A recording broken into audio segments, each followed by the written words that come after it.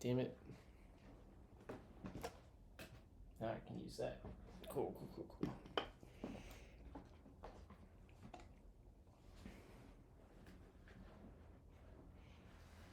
Dude, what the fuck?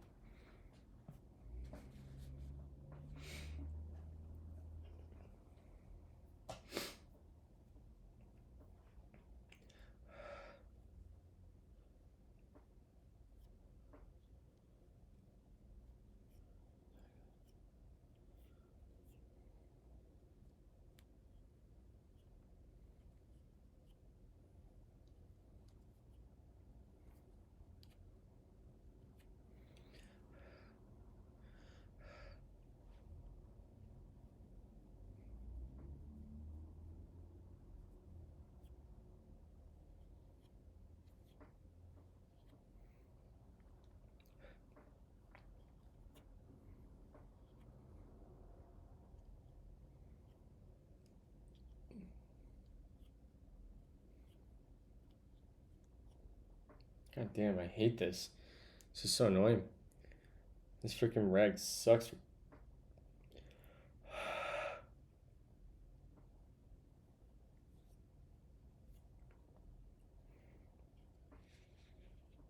Alright, that's a little bit better.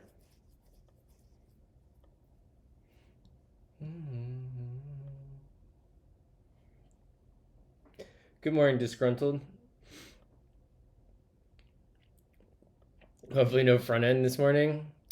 If we do really well, we'll get into building the front end of notifications, but most of this morning will be back end. So I've got to think about how I want to design this notification system. I've been thinking about it a little bit this morning, and I haven't really come to a good conclusion on how I want to do this yet. Vibe check. How are we feeling? I feel good. I slept well. I slept for like 9 hours last night, which was awesome because the night before I got like 2 hours of sleep. It's weird your streams are about midday for you.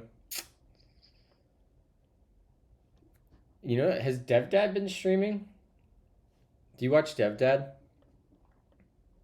He starts at 4:30ish a.m. Eastern time, or at least was.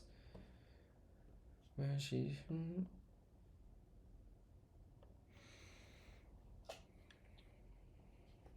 So how does notifications fit into this?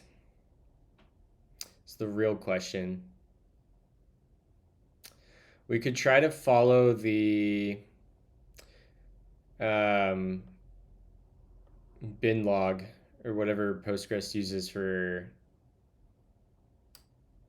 the same thing, and then watch when certain rows get updated, and we could create notifications that way and add like another fiber that runs asynchronously in our job queue that just listens for the change log.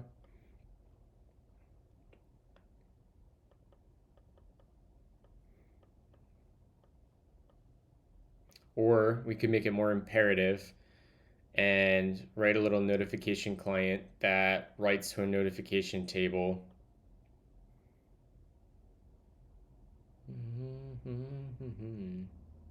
Either way, we need the concept of a notification.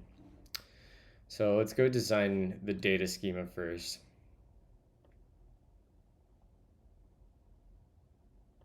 I'll have to check in on him.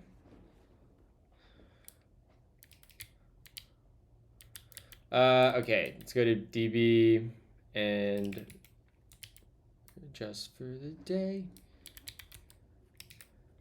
We need a export const notification equals PG table notification, and this is going to be an object. We're going to have an ID, which is this down here. Just paste that in there. And this will be Nodi. And what else is this? We need our timestamps.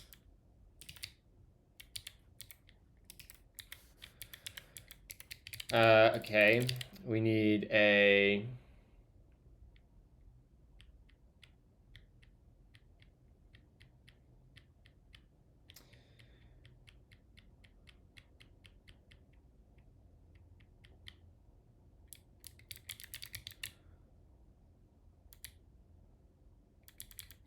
do we want to use a enum?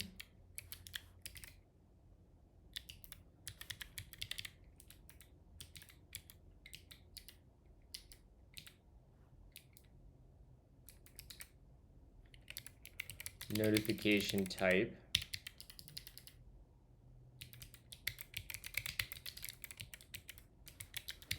Then we would have like user signs up.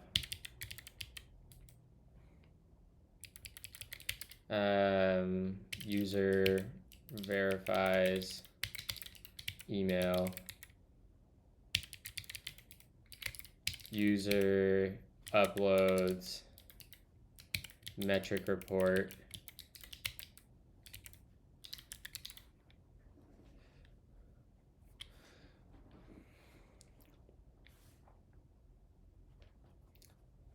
Hold on, chat.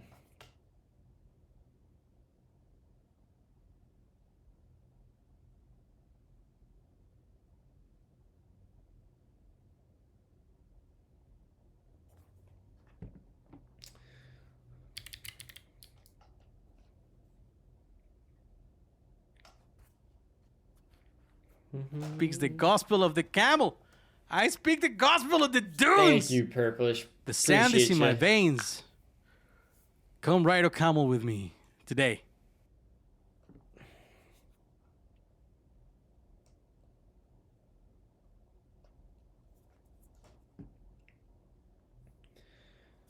So we could have stuff like this: user uploads metric report,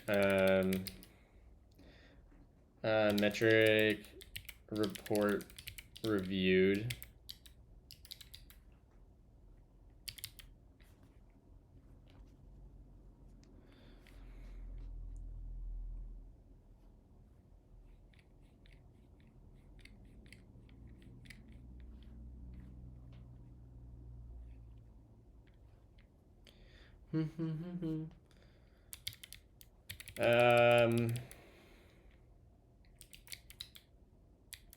Do we like this?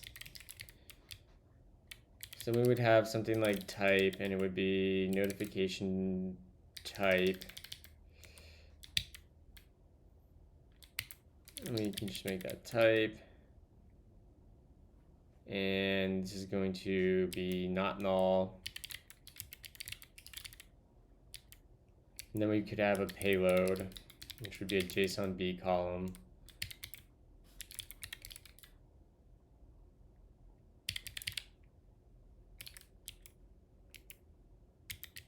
That can be nullable probably.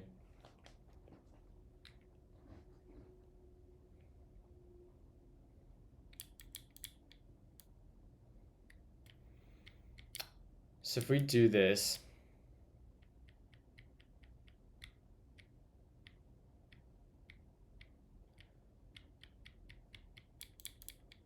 we need a recipient.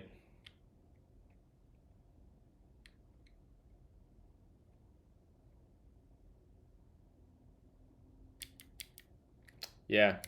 All right, so recipient.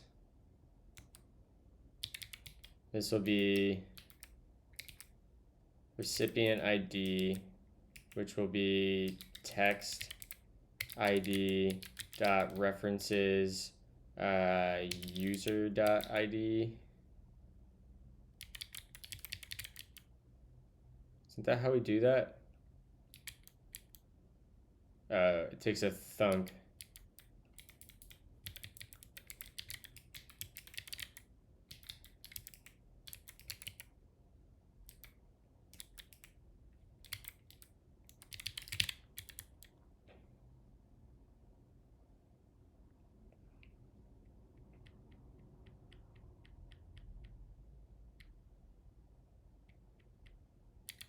And then we need like a acknowledged.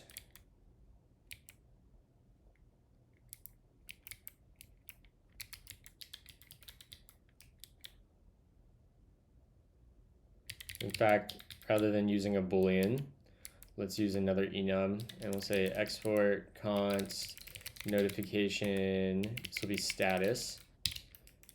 This is a good lesson, chat. Whenever you are faced with the decision of possibly using a... Why is that stuck on my screen?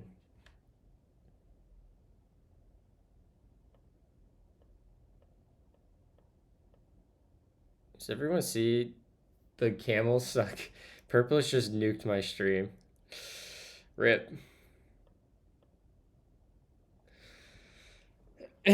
Whenever you're faced with the decision of adding a boolean to a type or a type or a table or something, it should be a red flag going off in your head, and you should use a enum or a union instead.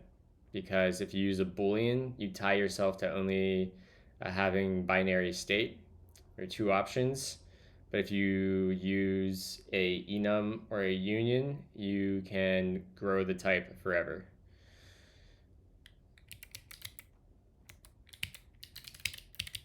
So in our case, we're going to have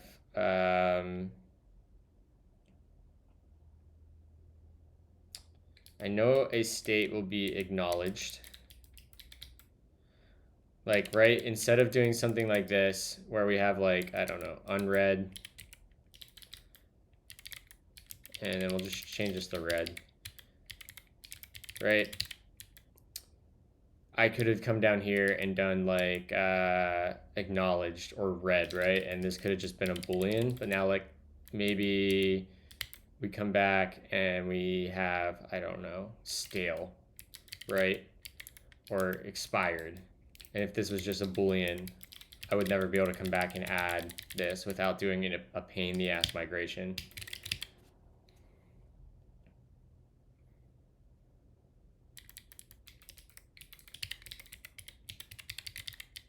So come down here and we'll add status, and this will be notification status, and we'll do status, and this will be not null.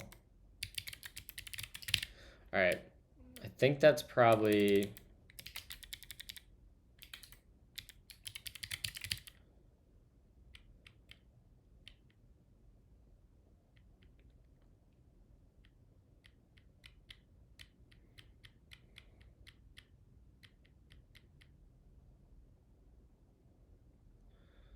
yeah, I mean, not if you add it.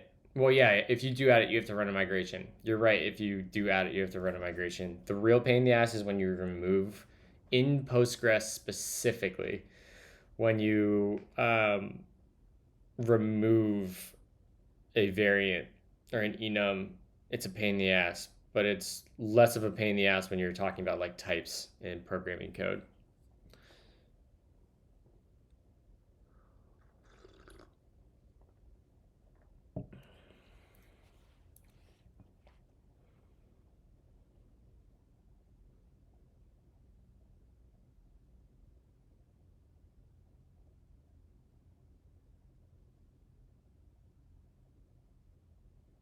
What's this upset about?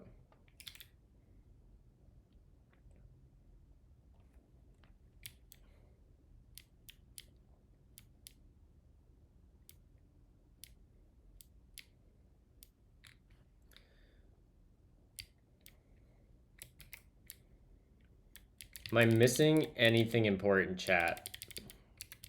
We have, when we write a notification, we write the notification type, we have a status, we have a payload, we have a recipient, which means we could write, like, let's say there's a couple admins for in the future and somebody signs up and they all need a notification. We can fan that out.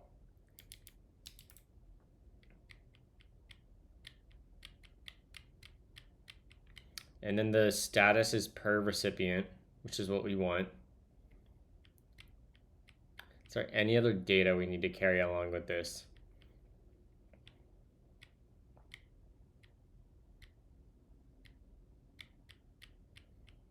I don't think so. Now let's consider our notification types that we have in our app right now. I've captured some of them. So user signs up, user verifies email, user uploads metric report reviewed. That would be when the advisor reviews it.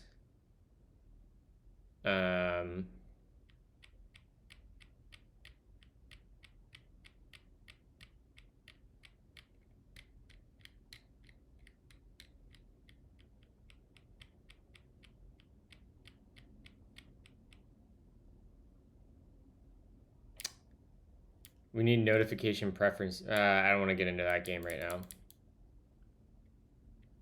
My work, they tend to just store things as changes. Yeah, I totally agree. I am doing enums in this app because it's just less work for me to do than what I would do normally is rather than the approach you're talking about, Tim T, because there are some negative trade-offs of using enums. It's just easy for me, and like right now I can nuke my schema and stuff. The other way to do this is like have join tables. So we would have like a notification type table, and then each of these would be it'd be a table with like two columns, right? It'd be like ID and name, and one user signs up, right? And then this table down here, rather than having a type, this would be like a type ID, and it'd be a foreign key back to this. That would be, I would rather do it this way than just strings and then runtime type checking it, because like what if you have clients across multiple things, like yeah, I like this approach much better. I use enums in Postgres when I am dealing with a pretty much guaranteed static set of choices, especially choices that will never decrease. And if I have like notification type is a good example of like where if I were building this every cell, I would use a join table instead because it's going to change a lot over time. But I think just using strings is not enough sense or not enough safety for my preference. And there's a lot of room for error.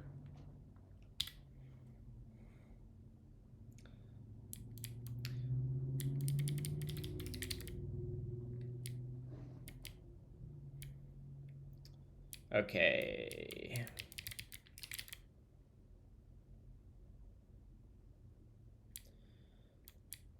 I think this is reasonable.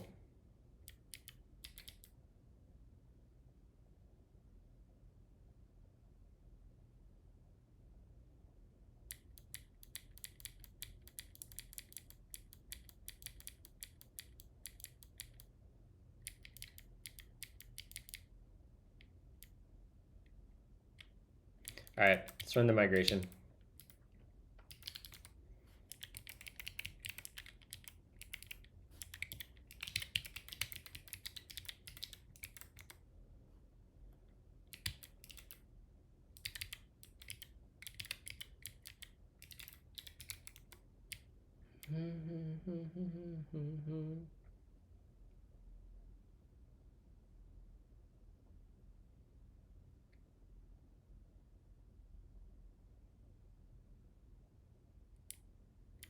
Okay, that looks good.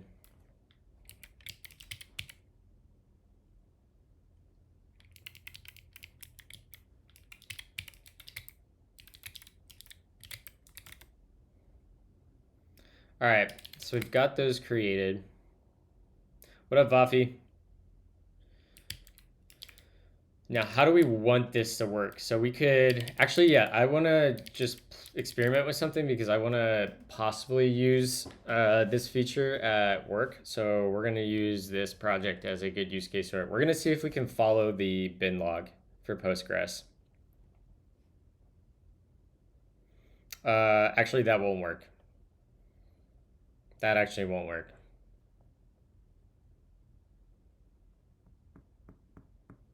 Yeah, that won't work because I don't have enough. Well, maybe I do. Do I?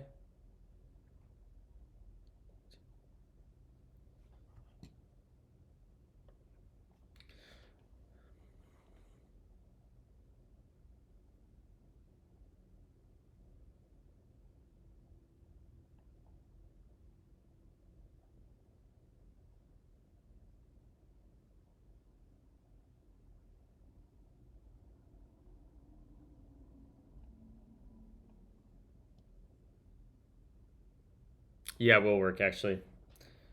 Okay, I actually want to add one more variant to this too.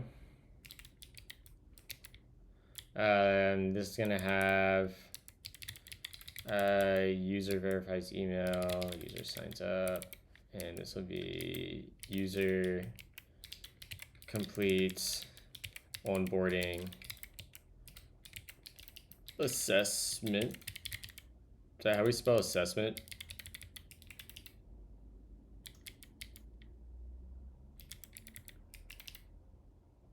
Yeah. Yes, down in the dirt, she said, this doesn't hurt, she said. See, adding isn't a pain. Yeah, John's right. See, I just added one and it was super painless. It's when you have to remove one that it's like problematic. That's why I use enums, like I said, for data that is pretty much static. And then I use join tables for data that might be kind of more dynamic and change more often. All right. So we want to come over here and we're going to figure out how we can follow the bin log. It's not the bin log. I don't remember what Postgres calls it, but we're going to figure it out. So the plan is we're going to have a subscriber that is subscribed to Postgres's basically change log, which the change log is like this write ahead log. Or maybe it's not right ahead. I'm not sure. It's a log that every single change that happens in Postgres gets written to. And you can subscribe to this and you can see basically the diffs of how data changed or when a row is inserted.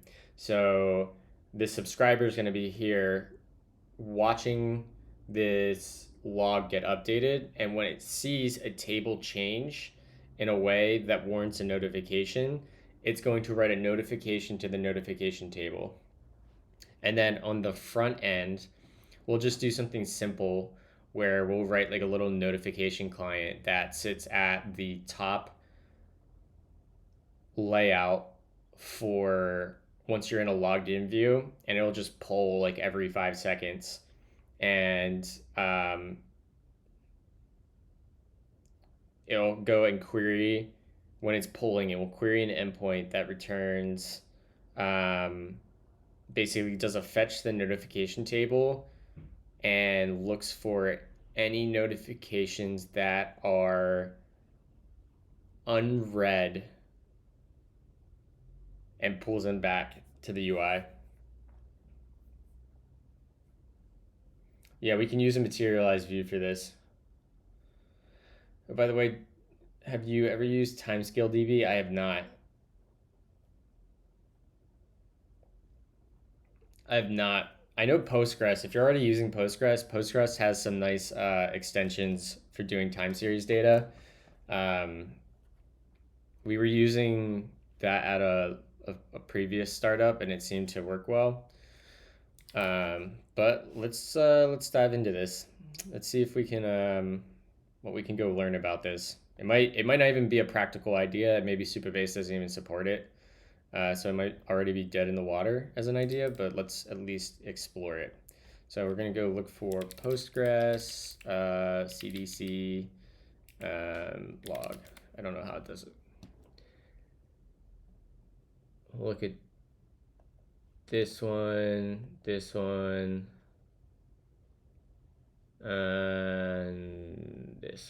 Tinybird's a good resource. Okay, so we got some links. Timescale DB is a Postgres extension. Okay, maybe that was what we were using.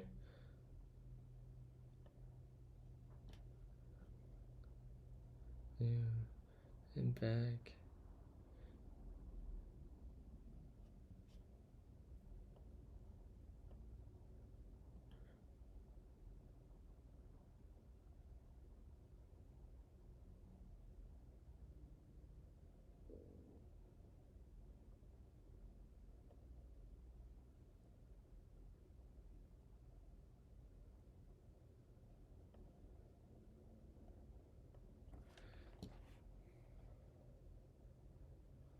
Oh, that enables it.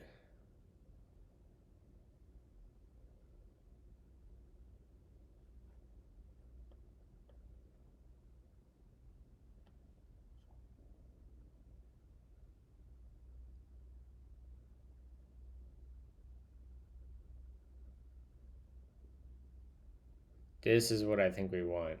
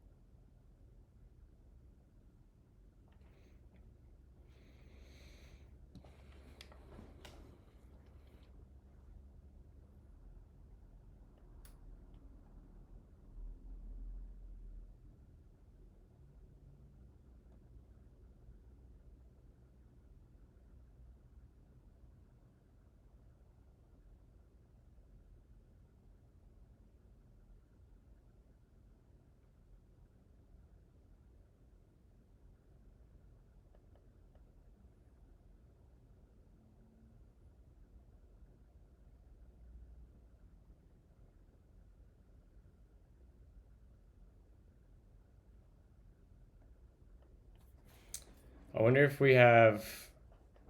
Um,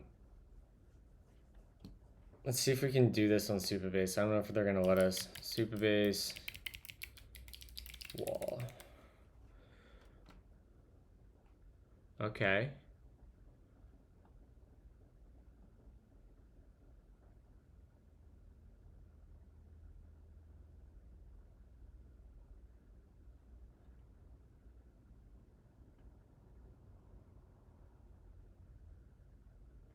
We spoke the list, which would already have everything configured and installed. Okay, so that seems positive.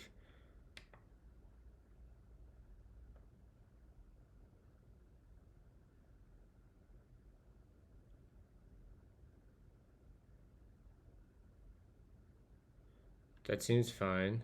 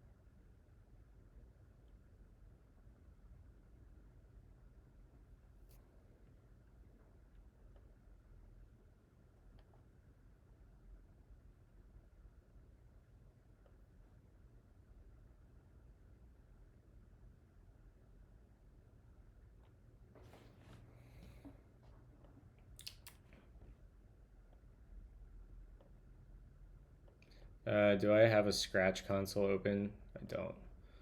So let's do a new query console, and we want to do, let's see here, show wall level. What was that? Colon, command, enter. Whoops. Logical. Okay, that's what we want, right? And then we want show max replication slots. We might be cooking. 5. Okay.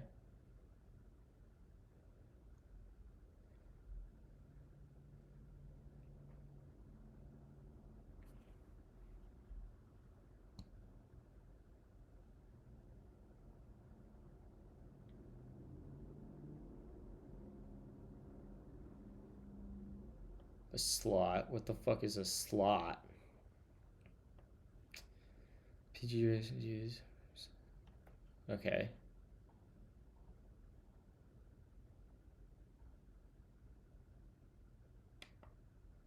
Right, we're gonna want a logical slot.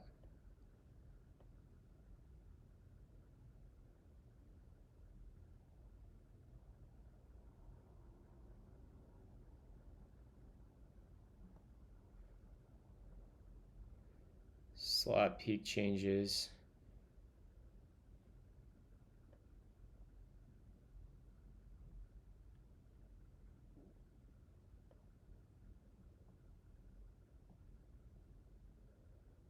We could write our own parser for this.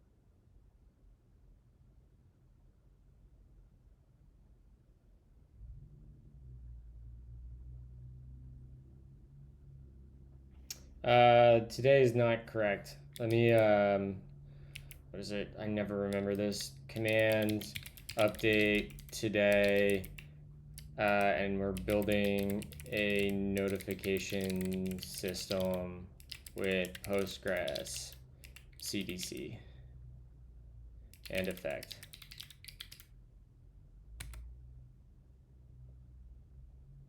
Yeah, no problem, Pablo. Oh, we got some Rain City Drive. Okay, Ethan. Okay, guy. Why don't we play the real Rain City Drive?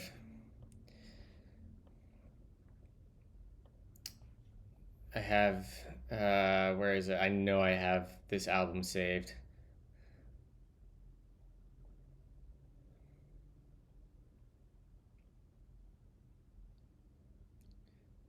Probably not that far back, right?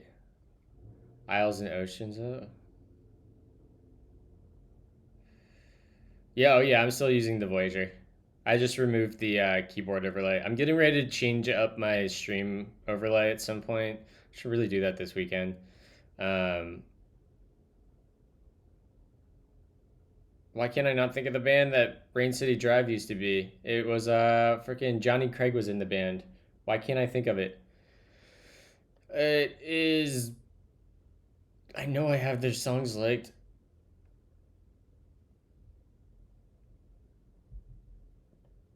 It starts with an E, I think. Dude, I know.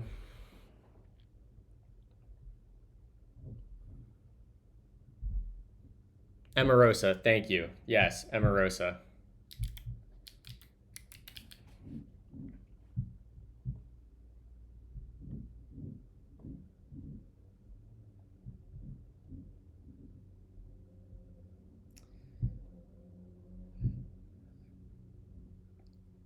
Johnny Craig is a giant piece of shit, but goddamn, Some of the old Emarosa was so good.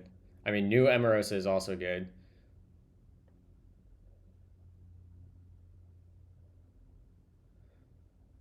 Like, this album is amazing. Relativity is really good. Like, can I add this to the queue?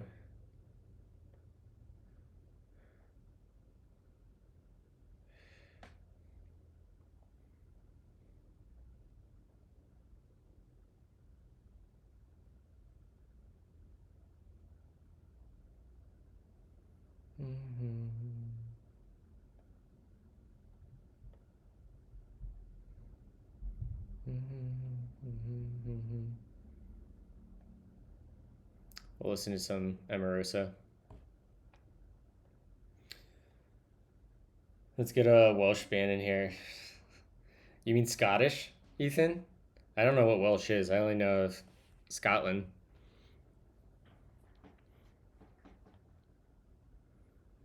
All right.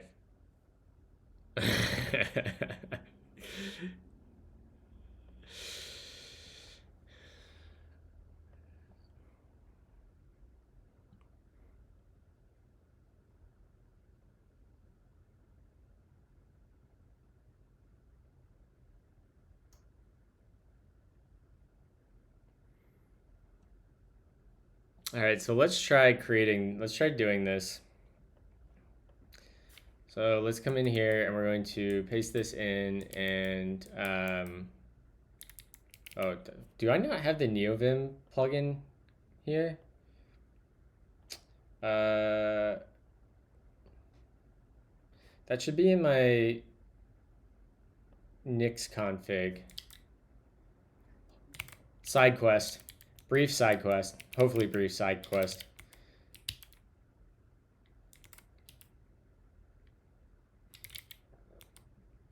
Config JetBrains idea.m. Yeah, right here is.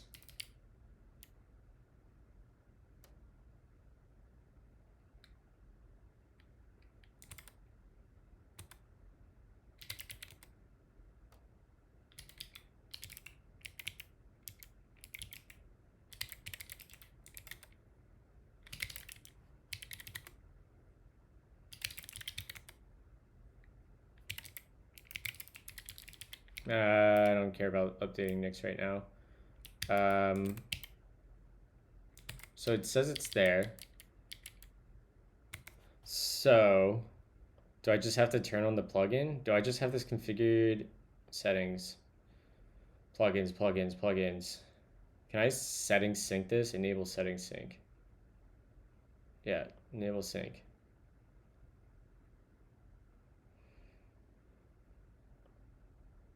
It says it's configured. Plugins. Sure, we'll update that. Why is IdeaVim not on update? Yeah, update, just update them all. No, enable. Install? What is happening?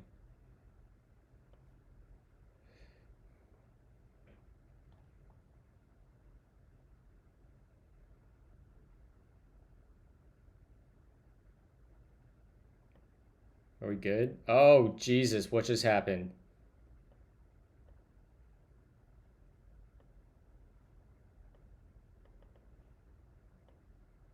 Does everyone see what's happening here?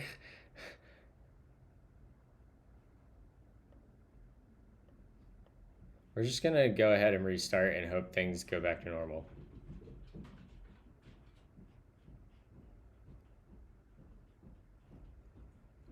What? Okay. Hodl. No, I'm not converting to an IDE. I just use DataGrit for database stuff.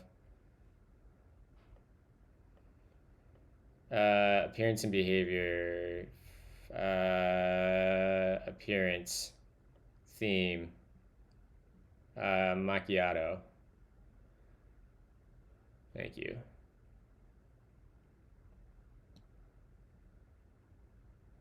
Oh, I like the indentry guides.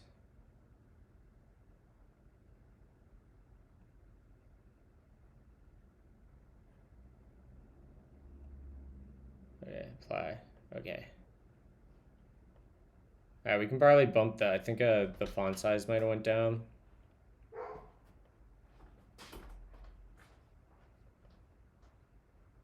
Okay, that looks good. The editor, let's bump this to like at least 18.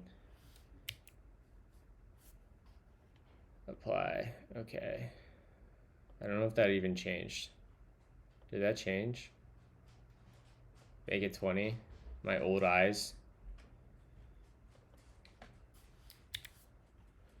Apply. I feel like that's not changing anything.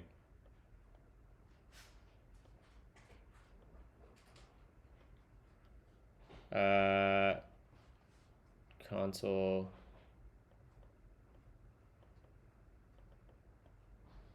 Close session. All right, we need to go and grab that stuff again.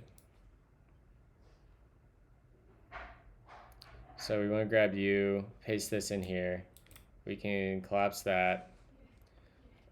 How do I zoom? I know the freaking keyboard. Increase font size. See, it's still 16. Damn it. View, increase font size. That is shift control dot. Control shift control dot. Can I click that gear? Where's the font size? Editor general, advanced settings. Whatever, this is fine. All right, we got that. Let's bump this down. Side quest completed, chat. We did it. Why is my door open? Okay, here we go. This feels like home now. All right, we can run this. We go ahead and command enter. All right, we have its slot. That's great.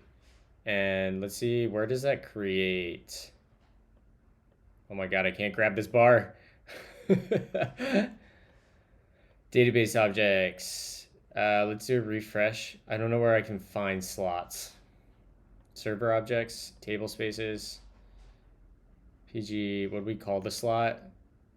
Called it test slot. Virtual views, sessions, triggers.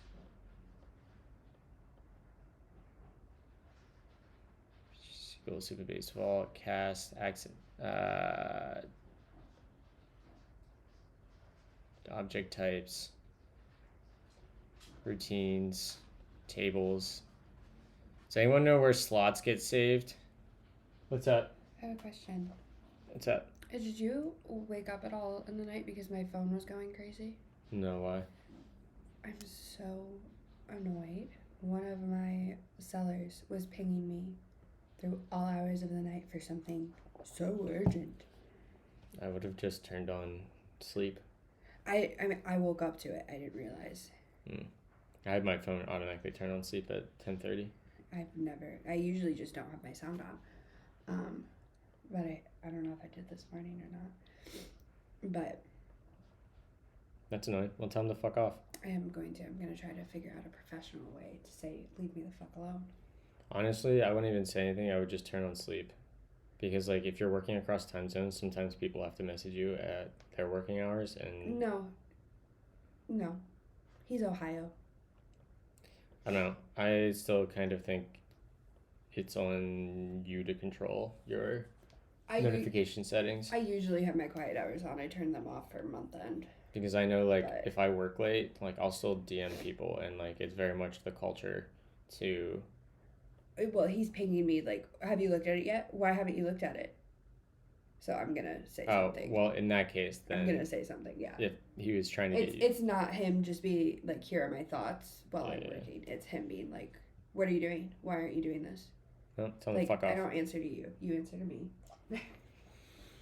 Ugh. Alright, does anyone know where these slots are persisted? Let's just ask ChatGPT, I guess. Where can I see Postgres slots in data grep.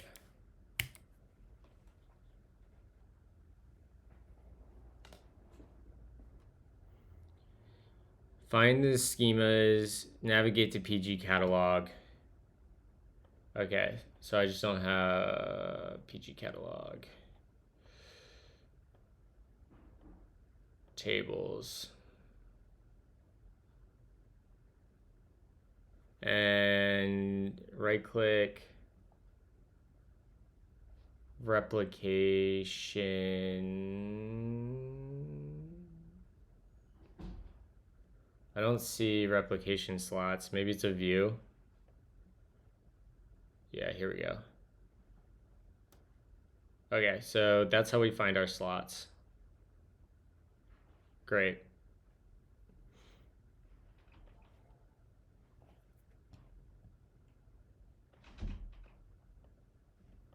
All right, let's go back to our change log.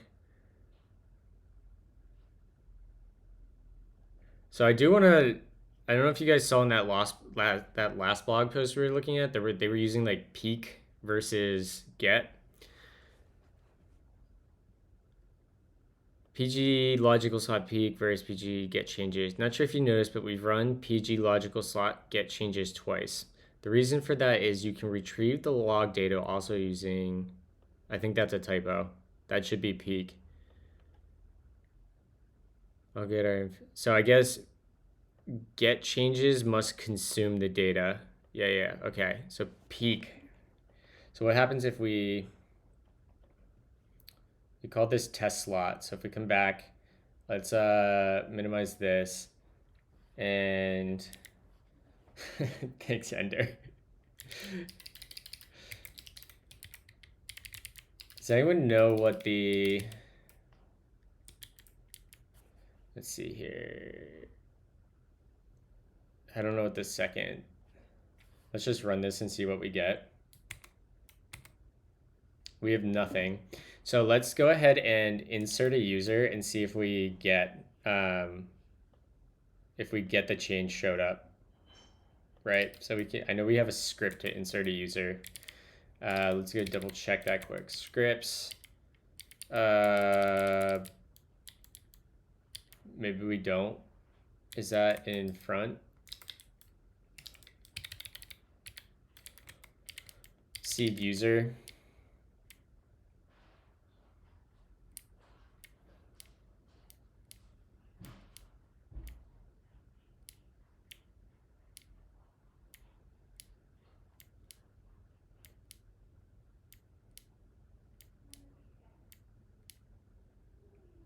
This seems aggressive. Rigged. Listen, all the sources open source. You guys can go audit it.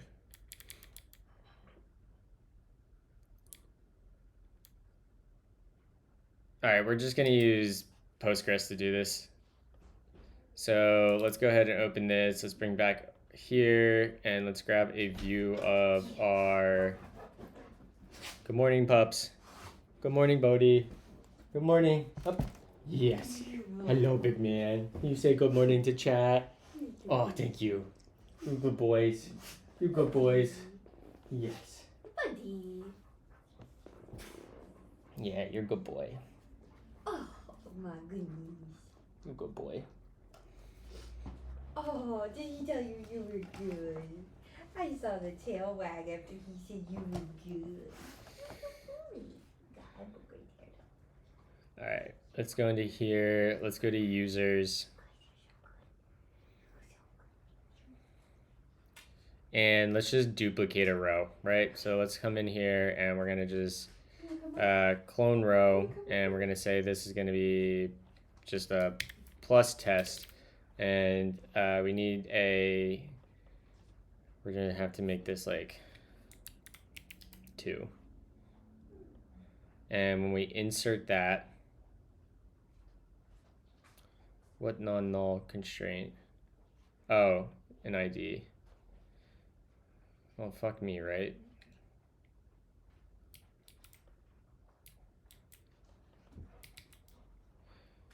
I'll just make that a J.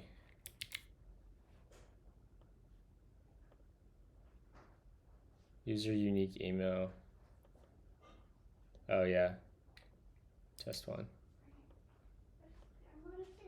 All right, so that got inserted there. So theoretically, we should see when we run this, we should see, yeah, look at that.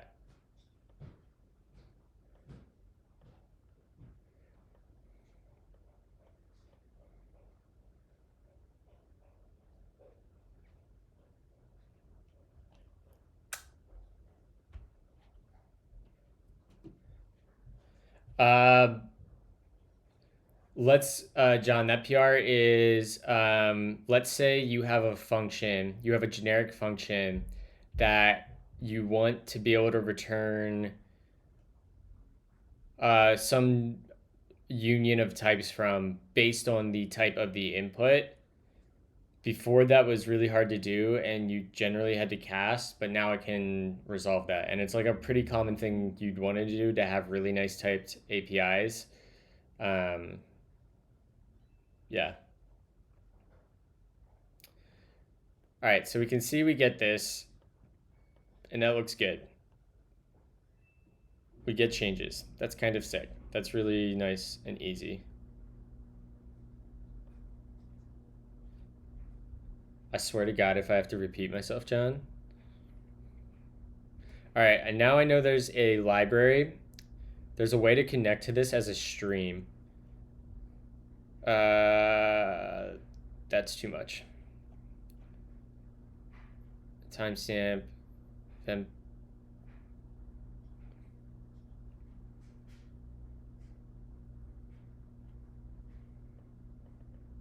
just gonna ask Postgres what these other, or I'm gonna ask ChatGPT what these other arguments are. What are the two null arguments?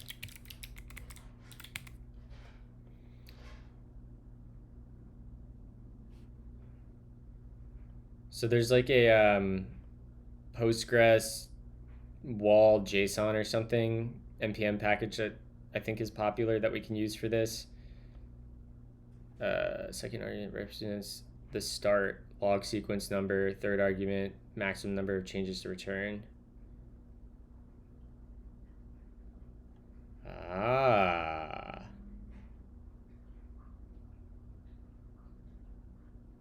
I like it.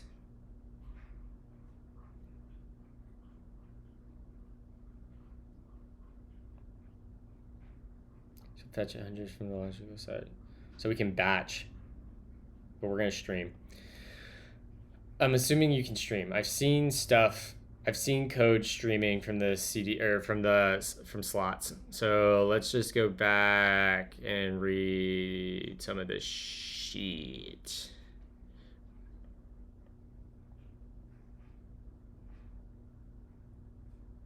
I mean, we could also do it this way. Publication, create subscription. Yeah, this one right here. That was the library.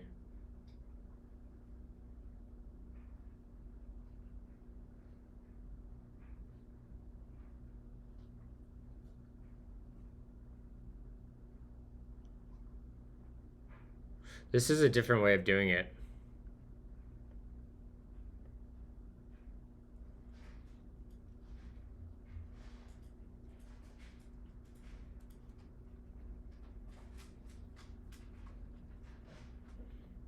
I don't know how Postgres subscriptions work. So that might be another way to create publication.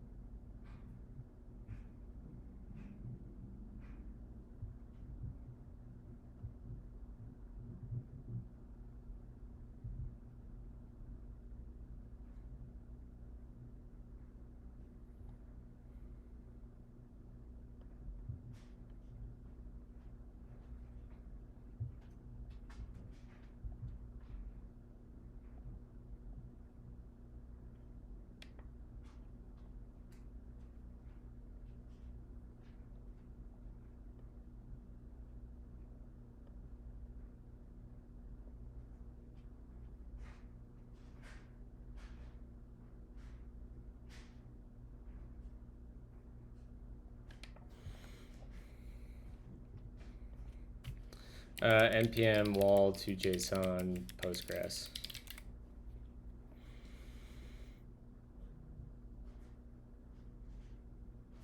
I think that's what we were just looking at.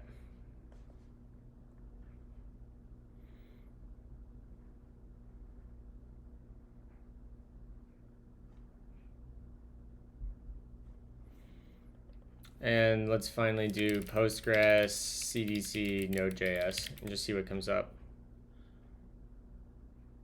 That is clicked link. Let's look at this one. All right, let's go look at these links. 9K. Published a month ago. Okay. Okay, that gets a slot.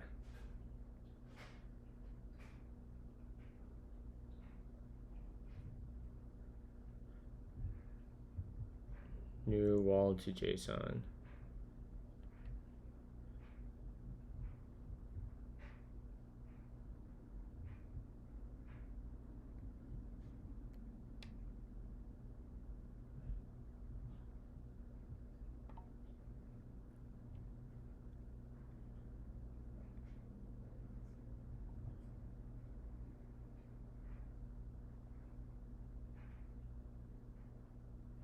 All right, this.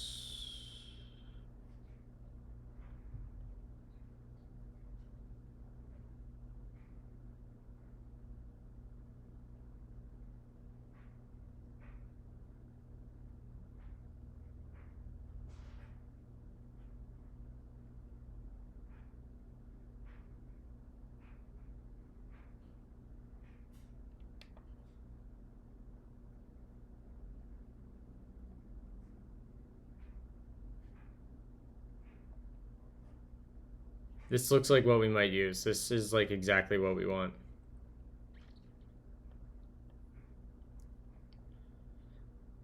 One star, touched 3 years ago. How did you implement this?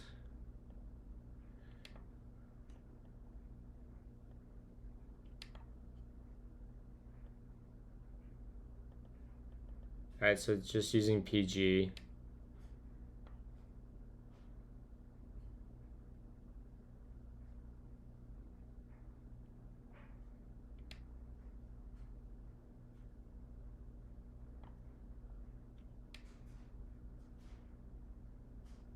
Start replication slot.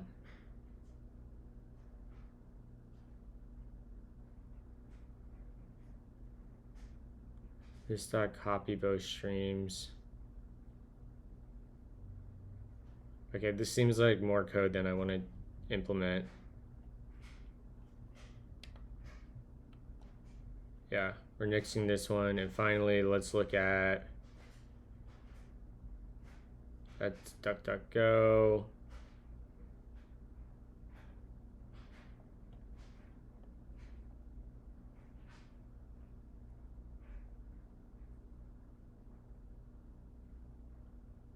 Okay, so let's try to use this package here.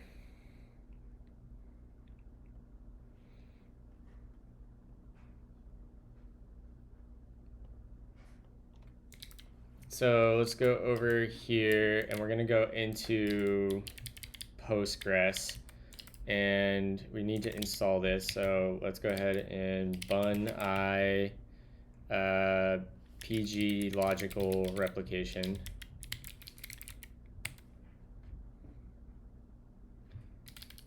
Let's make sure that the effect Postgres stuff doesn't have this built in by default. Let's go to platform, packages, SQL, PG. Source, index, where are your types at? Listen, notify. We could PR this eventually and add changelog stuff. That'd be nice to have. All right. Okay. So we got that installed. Now how did I smudge my glasses? Did anyone see me touch my glasses? I don't think I touched my glasses at all, chat. Fucking hate cleaning my glasses. Alright, I need to go get my better rag. Be right back.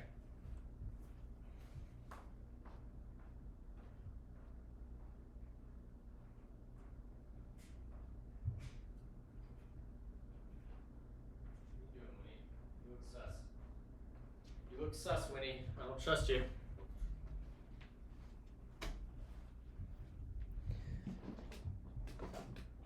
Like I have pretty decent vision.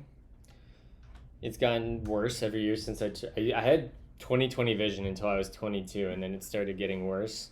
Like I can still I can function pretty well without glasses, but like staring at a computer screen all day definitely helps.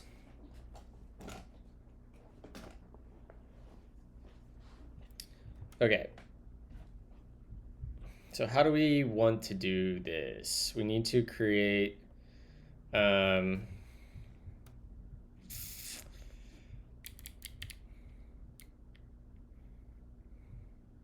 Postgres client options for connection.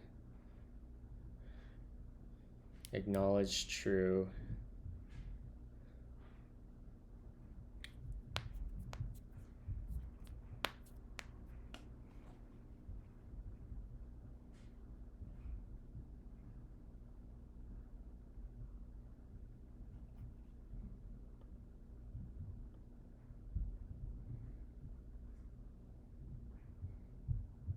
So we need to create a replication slot.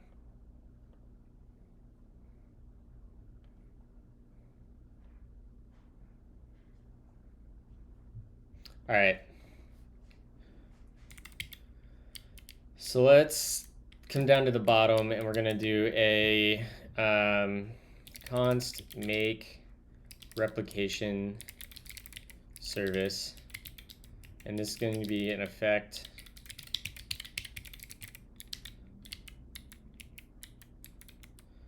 And we're gonna yield our Postgres config. What do we call that up above? Postgres client. I don't think we actually made a config object.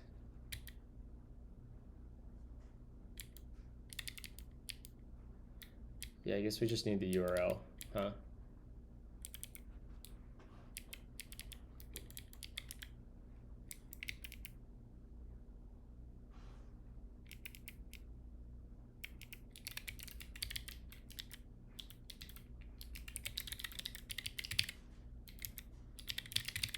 All right, so we have the database URL, and then we want to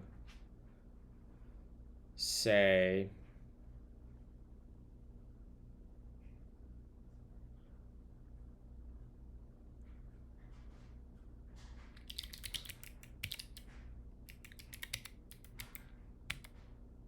and this is going to take URL will be URL redacted. I hate that jumps me around when it deletes things. This will be URL.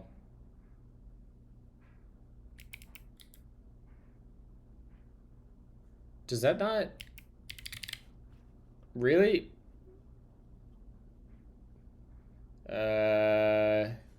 Source index.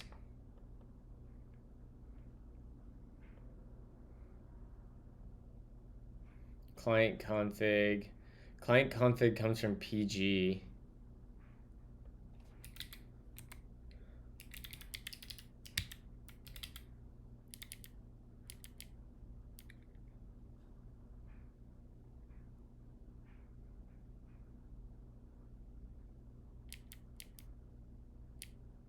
Can I not pass a URL to this? What?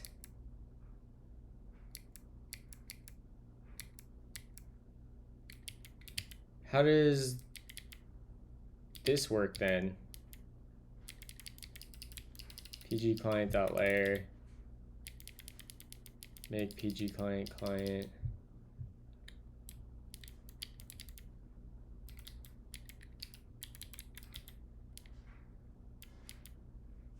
Postgres options.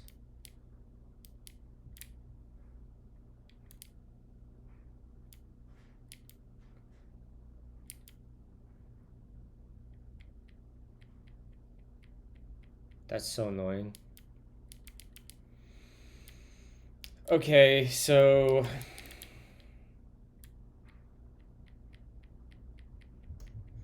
it doesn't look like this is gonna get passed through.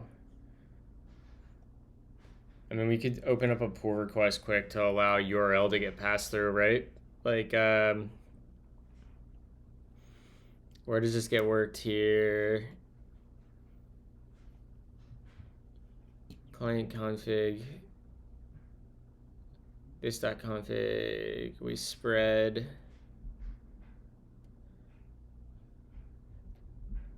Extends event emitter to implements.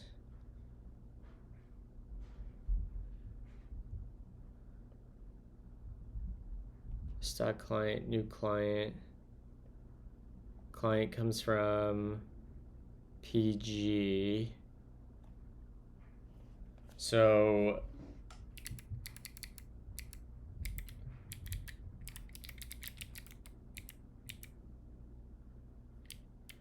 new.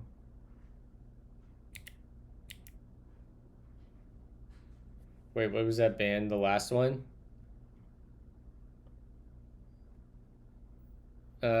Recently played Movements. I'm assuming this was the last one. Yeah. Movements.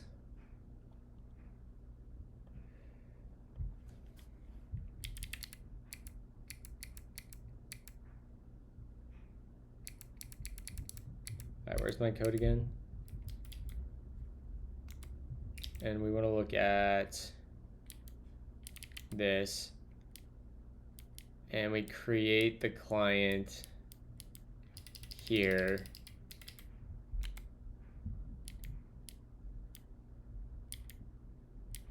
Sends client base. Constructor string.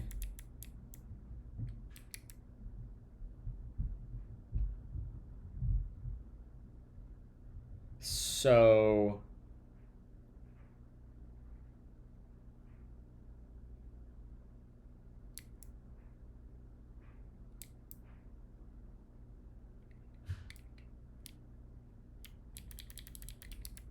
I mean, really, we should be able to pass the string.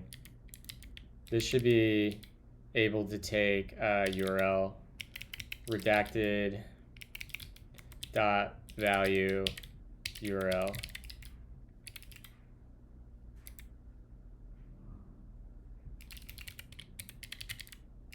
I think this might actually work. Because if that just gets passed the whole way down through, oh, it gets fucking spread.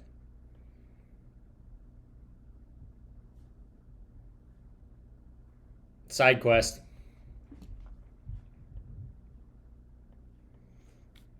I don't want to manage all those environment variables.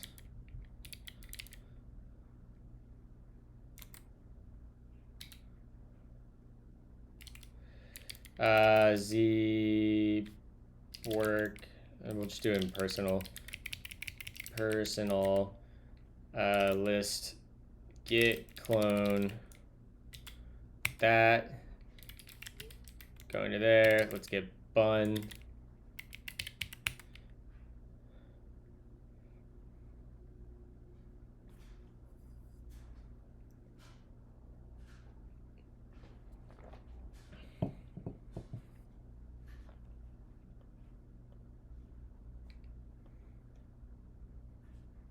You can just ship things, chat. You can just ship things. Worst case, we'll vendor this until they accept a PR. But it seems like, let me see how active this person is on GitHub. Can I just get to their profile?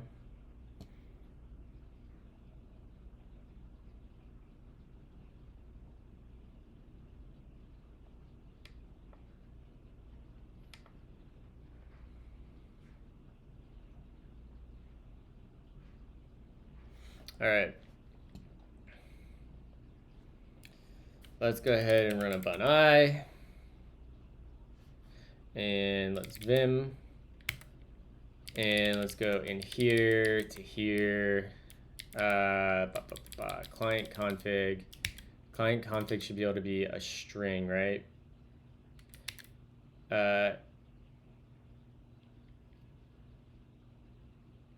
Really, we want to change this to be a type. So we can come in here and say export type is going to equal client config, and we'll not union. We'll intersect those two types, and then we'll say or it'll be a string, right? And that is going to, we'll just say no, let's do that. Come into here, source, index, service. Okay, this is the actual code too. So we get our client config, which may be a string.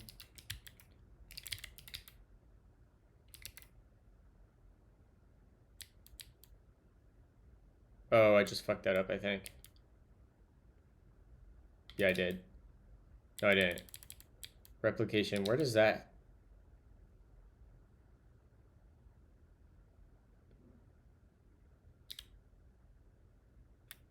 Okay, hold on. Let's walk that back.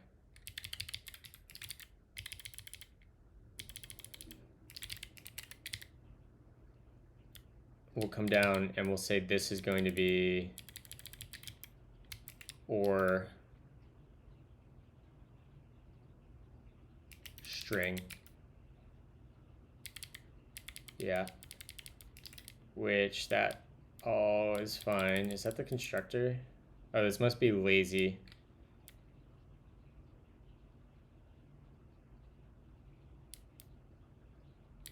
So we'll say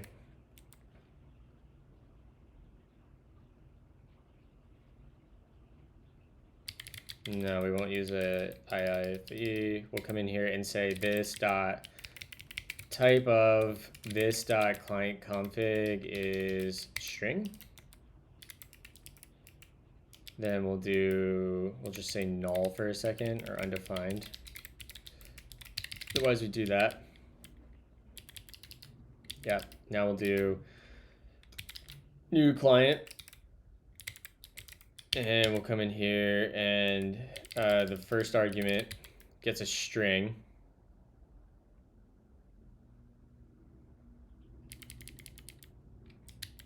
Oh, we do need the replication. Constructor.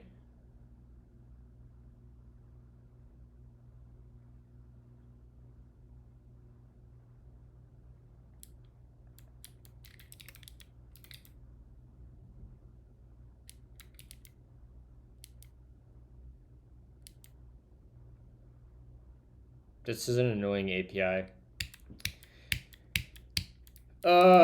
Maybe this isn't gonna work because I don't know what this replication option does to Postgres. I'm assuming we need that.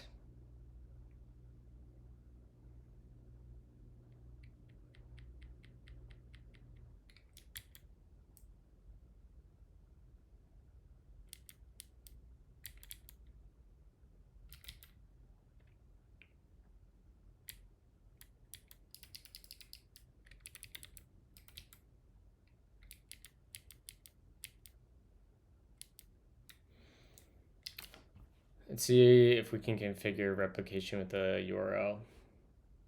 Otherwise, this might be a dead side class. Can you set the replication PG config option via a DB URL? Fucker. All right, failed side quest. Super annoying.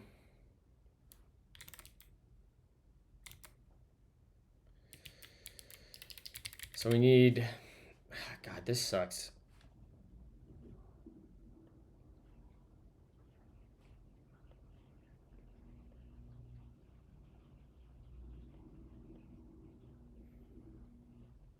Functions describe the world.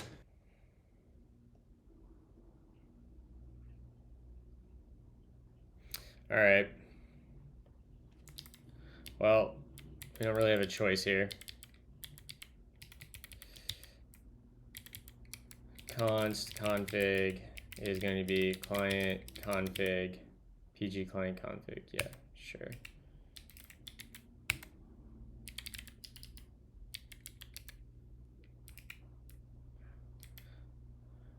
Maybe we can be okay. Nah, we gotta get it straight from the source.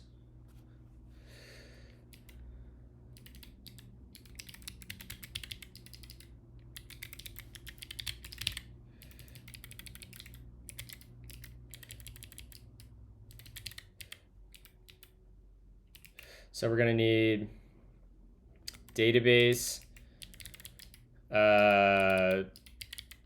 so annoying, yield star. In fact, we can do this the other way around. We can do it's like yield star config dot map.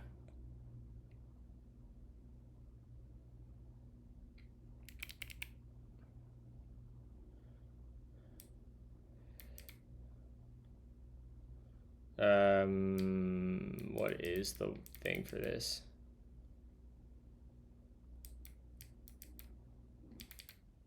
I do this somewhere else. We do this in fish.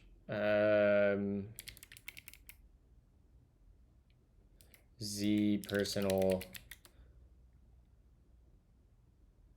Thou shall always get sidetracked by bullshit every time. Yes. Effect Twitch integrations. I'm pretty sure I use like a config struct somewhere in here. Config.all. Yeah. Yeah, I think it's config.all.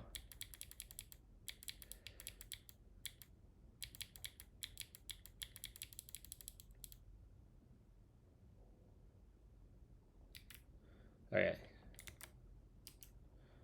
Config. Functions Dot describe all. the world. And we can get rid of this thing. And we'll come in here. And this is gonna have database. And this will be a config dot string. And this will be database name. And then we're gonna have a user, right? Say this will be satisfies as const satisfies. Actually,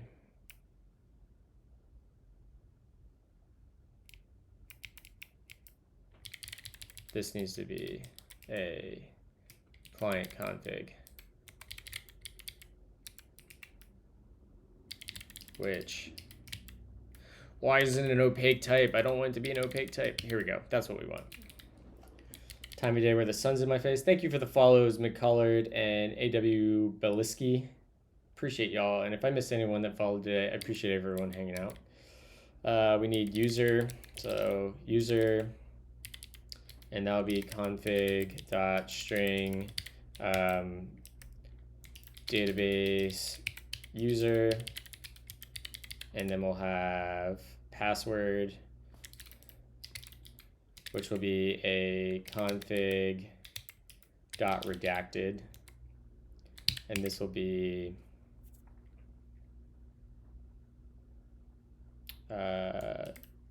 database password, and then we need port, And this will be a config dot number, database, port, and oh, there is a connection string.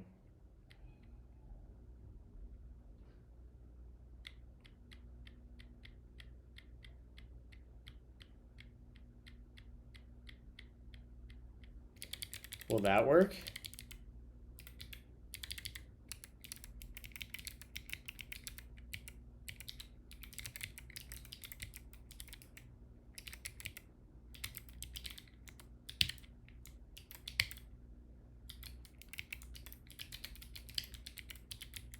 Is connection string what I was looking for this entire time?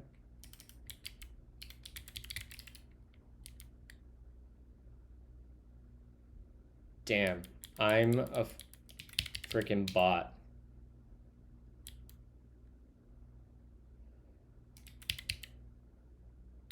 Damn, I'm so dumb. I'm so dumb, chat.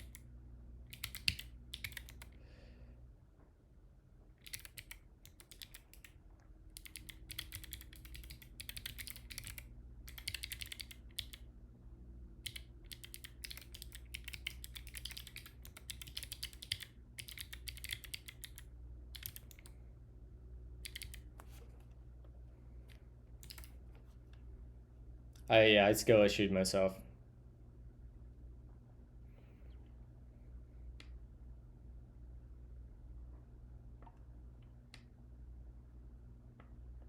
I don't know what these settings are for certain.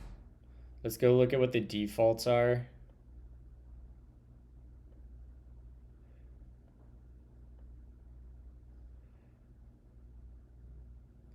This acknowledge must be done manually every time.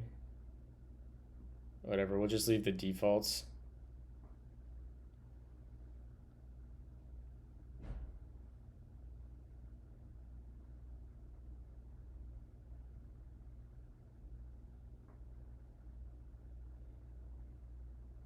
Okay. Throw it in a gist, John, if you can, and we'll take a look at it.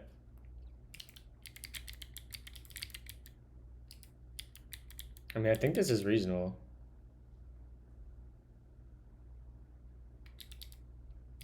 In fact, we can just make this even easier, right? We can be just like, whatever, this is fine. We have our replication service, and then we'll do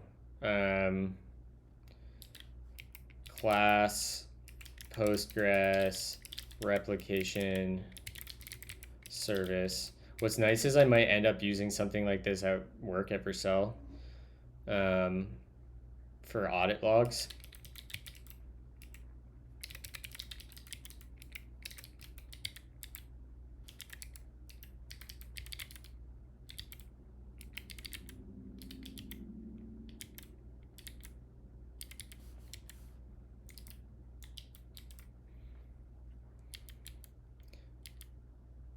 This will be you. All right, one second, John. Let me finish writing this client quick.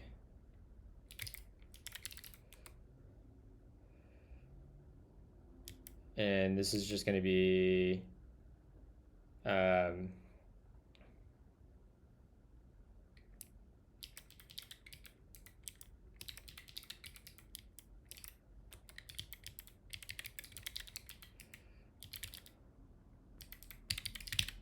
there we go.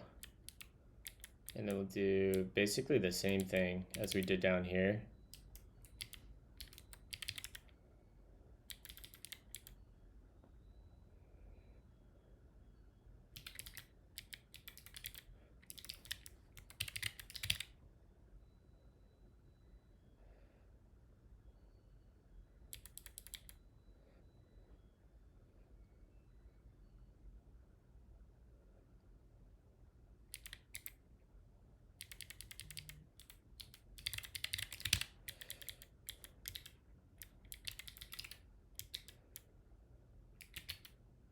What are you talking about?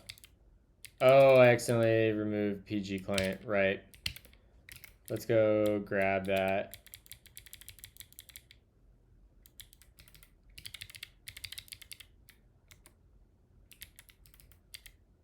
Yeah, back to the chop. Dude, undo tree is the greatest freaking new Vim plugin of all time. Don't care what anyone says. This is amazing.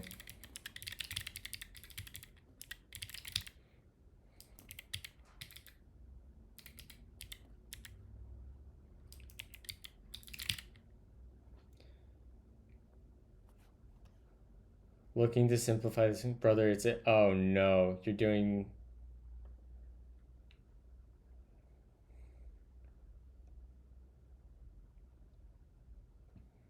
Somebody ban John.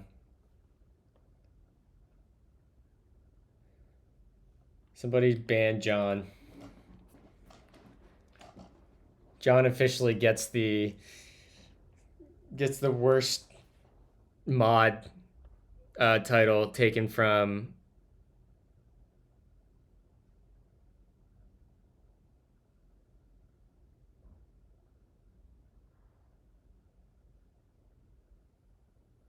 Sorry, I get pinged at work. Yeah, he took the title from Nightshade. I'm starting out with Neovim. Would you suggest learning it as is without add-ons? I would say just start using whatever editor you're used to. I would say keep using that for like another week or two, and enable Vim motions in VS Code or Sublime or IntelliJ and get used to the motions, and then just spend some time and go through TJ DeVries's kickstart.mvib YouTube video and configuration, and you'll be on your way. I also have a video on going through my configuration line by line and how it works and what it's doing.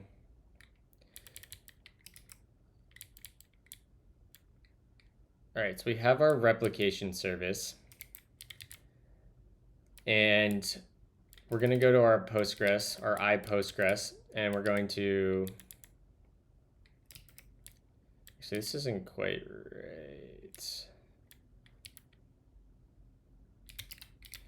Service equals that, and we can return service for now.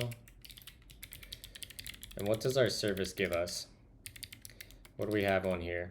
Service dot on. Okay, we're gonna have to write some stream stuff, which is gonna be fun.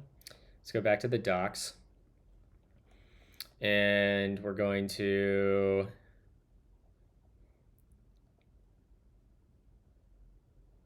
service dot on data.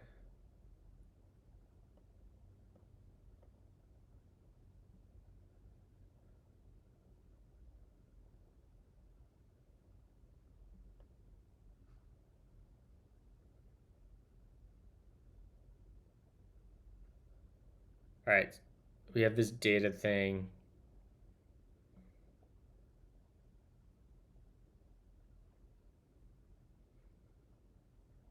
All right, so let's go to the effect docs. There is like a, I already did this once before. I think there's like a, either the queue or the stream has something we can use here.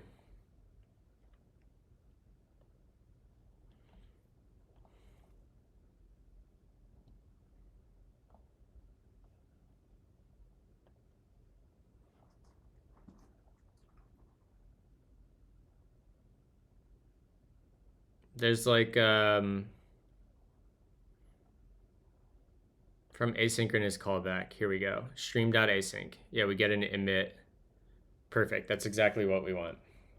All right, let's. I want this side by side with where this.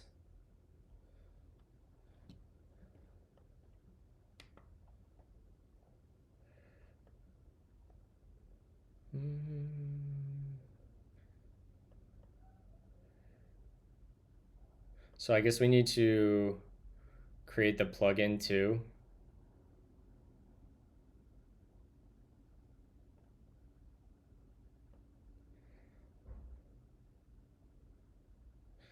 Can I not give it?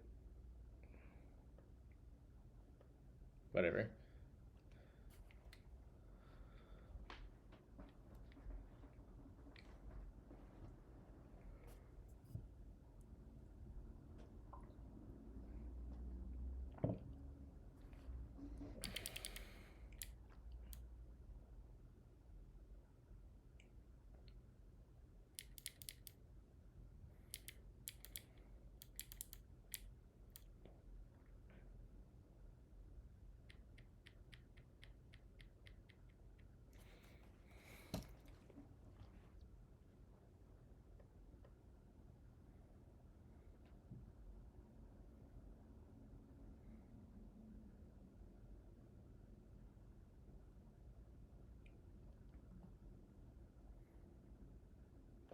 So I know that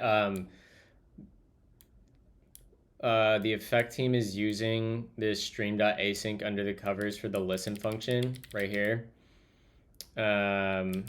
Listen stream.async push. So we basically want to re-implement this here. Yeah.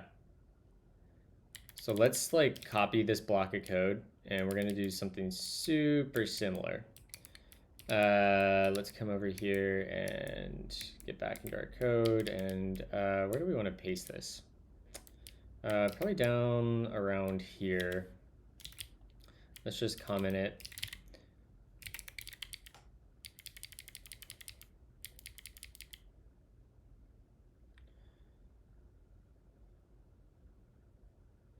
Listen, channel, emit, acquire, release.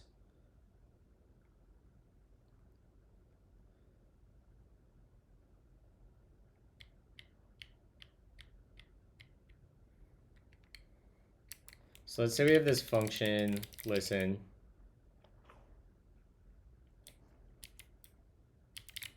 And in here, this is going to return an effect.gen function star.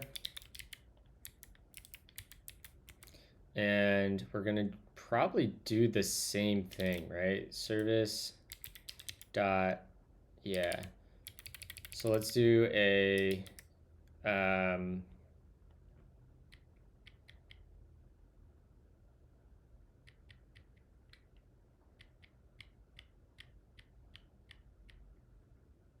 maybe we can just copy it the entire way and do effect.acquire release. And the first callback is going to be try promise. And that's going to be a thunk. Well, it's going to be an object that has try, which will be a thunk that we do service dot on data.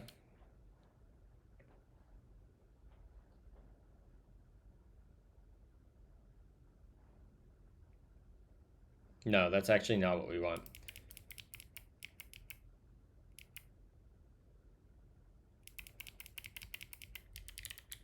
Back it up, back it up, back it up. We need to do 2 steps here because the API is different. So the gen function.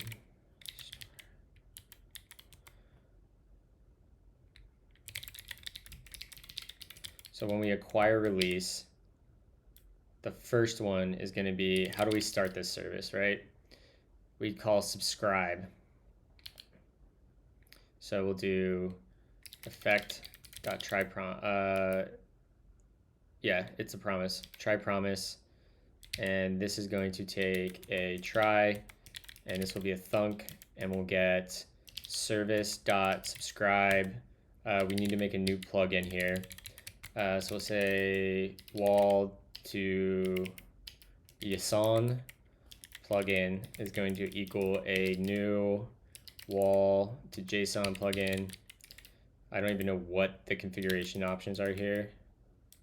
Oh, Jesus. We're just going to get out of that and leave it as the default for now. And we're going to say wall to JSON plugin. and then the slot name. Okay, we need a slot. And we'll come over here and put the slot there. And our catch will be a function that gets a cause, which should be unknown. And we'll just do a new error for now.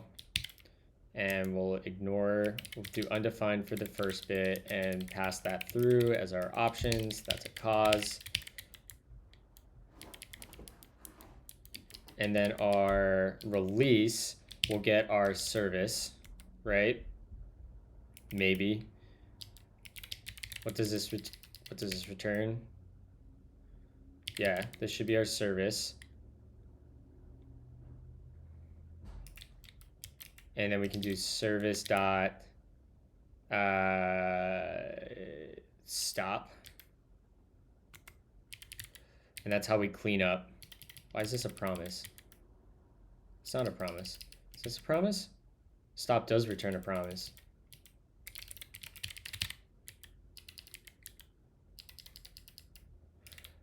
Can I not return a promise from this second?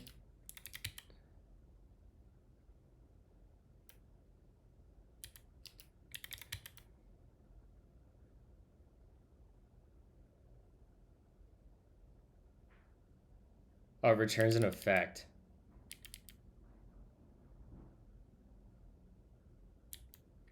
All right, well, we'll do the same thing then.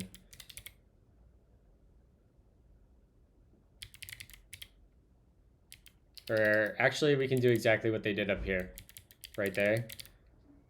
We'll do effect.promise.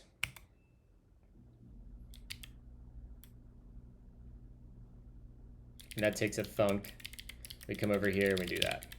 So that's how we clean up. This is how we control cleaning up and shutting down everything. So do we get a service from this? I would think we maybe get a service. That doesn't seem right. Oh, we have our service in scope. Silly me. So we set up our resource management here. And for anyone that's not familiar for what acquire release does, this is like what you would have. It's the relatively new ECMAScript feature where it's like dispose. You can put a dispose symbol on it, and when a function exits its scope, it'll run the callback or the thunk associated with dispose. It also works like goes defer. But really what it's saying is this first argument is we're going to acquire some resource.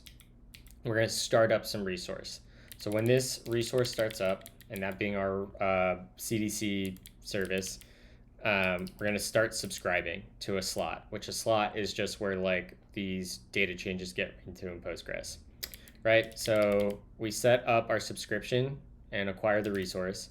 And then when this function goes out of scope, or the program shuts down, we're gonna run our release function, which receives the return value from the acquire, and then when it leaves its scope, we're just gonna call service stop. So you can just set this up at the beginning of your function and go on your happy way, and then everything's taken care of you. Yeah, dude, acquire release is amazing. So now in here, we want to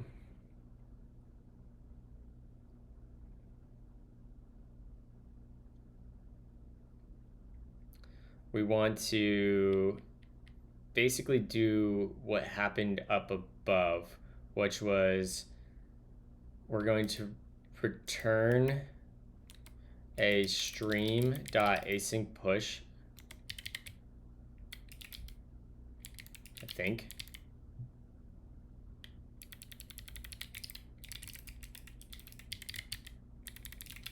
Why can't I'm not getting any code actions here. Why?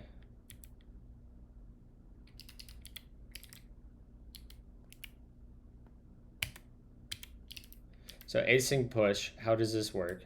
If we look here, creates a stream from an external push-based resource. You can use the emit helper to emit values to the stream.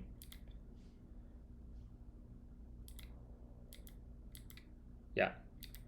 So we're gonna get an async push, and how did they do this up here? I'm gonna move this down. And we'll just put that there for now. And we're gonna do... It's interesting they did the entire effect in the stream. Maybe that is what we want to do.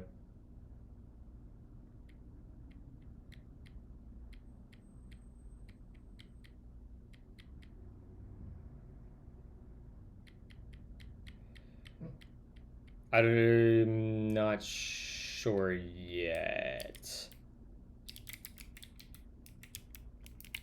You said, I don't ever wanna be you.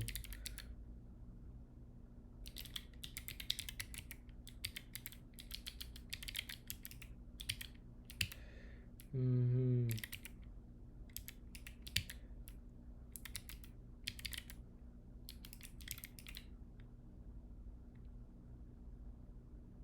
Mm-hmm.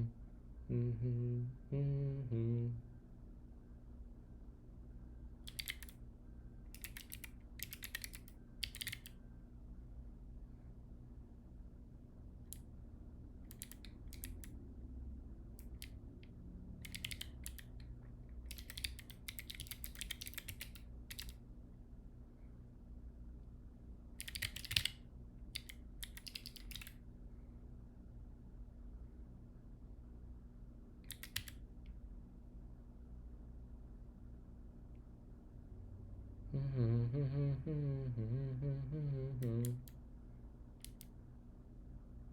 Why isn't that happy?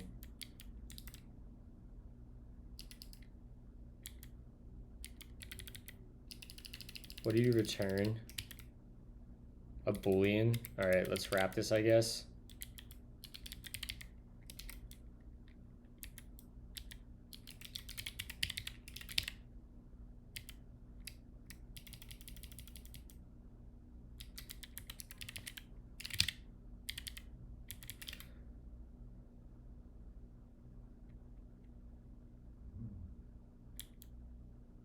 What?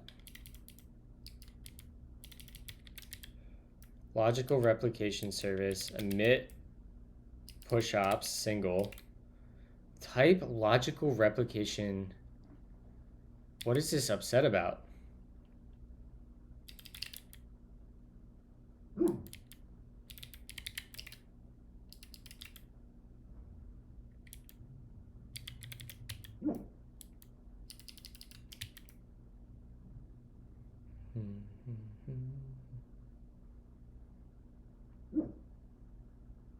Okay, so the async push, I think I'm not understanding this actually. Takes a register that returns an effect where the A is unknown. It requires a scope, and it's going to return an A, an E, and it's going to exclude the scope for us. Okay. I guess we do have to put the acquire release inside the async push, which is fine. This just needs to return an event, or an effect, excuse me. So let's grab this, and we're gonna put this in here. And what is gonna actually happen is that here, this actually needs to be a a block. And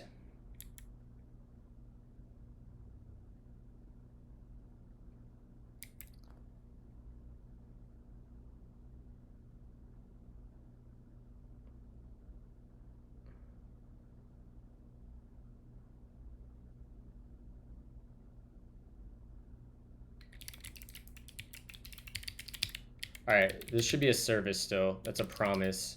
Okay. Async. We'll await this. Await that. And we'll just get a running service, I guess. I don't know. And we'll return running service. Why is this upset? Can I copy and paste this up here? This should still work, right? If I yield this, yield star. What are we missing? We have a comma here. Okay, so that's still good if I do that. So we got that right. And now, effect acquire, effect logical, unknown, never.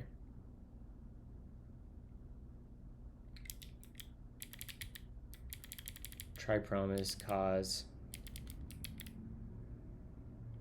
acquire release.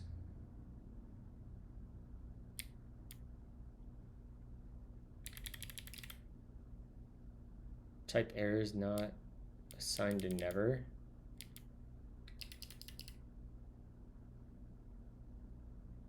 Sync push. Oh, it's because I'd probably have to type this. This is gonna be, this will be number, and log will be, we'll just say any for now, and this will be error. That should fix that. Yeah, there we go.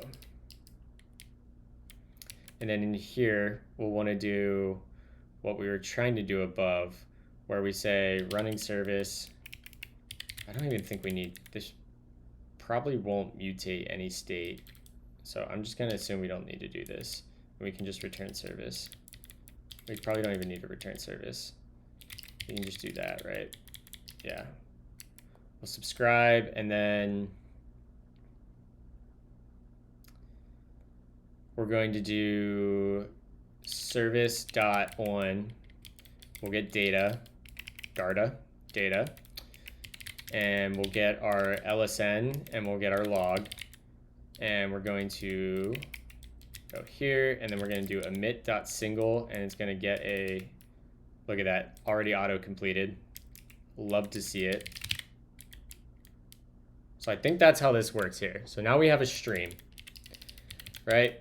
We should be able to return this stream, d2s, find equal, return this, close that side. Type string is not assignable to number. Okay, that's fine. I thought LSN might be number string.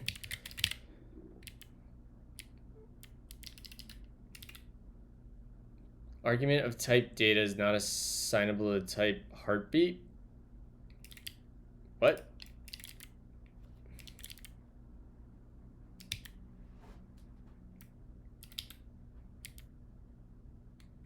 Oh, we have to return a promise. Does this not return a promise? Sure, whatever. We'll just do, we'll make this async.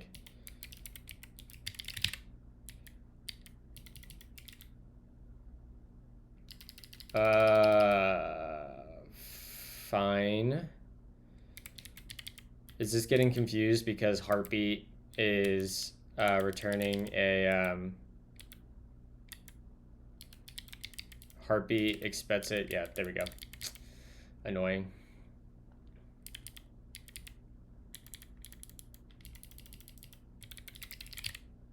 There we go.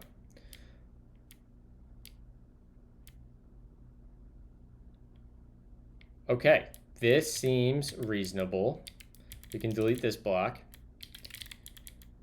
I'm not convinced that our write-ahead log to JSON plugin is going to work. I'm not convinced that that's configured. We need to check if this is configured on, what's it called?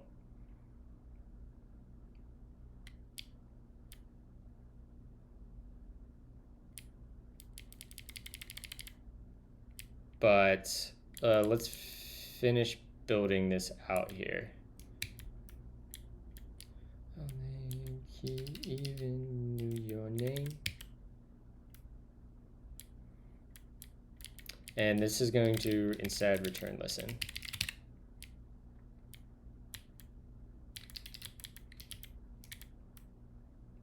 Yeah. So we give it a slot. We get an effect of a stream, which actually means that we want to yield this. Yield star. I thought.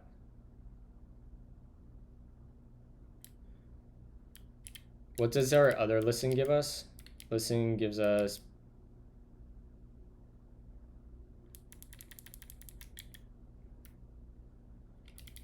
I don't actually know what that is. We just get a string back. Yeah, I want to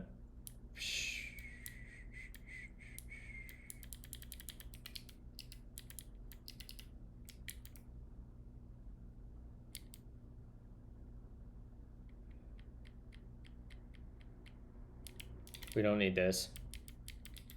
We don't need that. Okay, yeah. Found the problem. So we come down here, delete that line, go back up there, delete that line, and we just get a stream. That's what we wanted.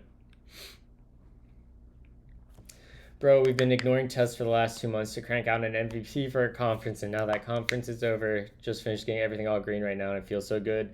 Let's go. That's dope.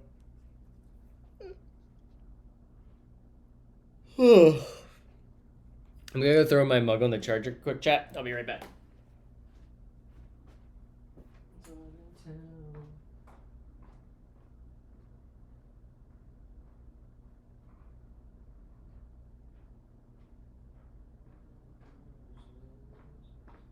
What did you do to my carpet, honey? Hmm?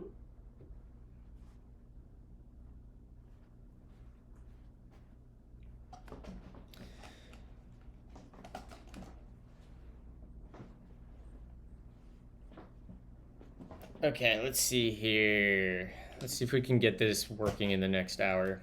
Or at least, I would like to see if we can at least, like, get this data. Like, let's even just come in here and console.log, LSN, and log. That would be a great starting point if we can get this console log to hit. So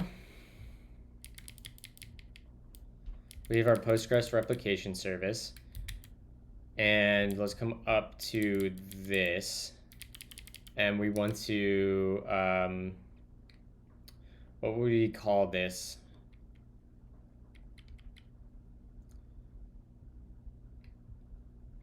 Subscribe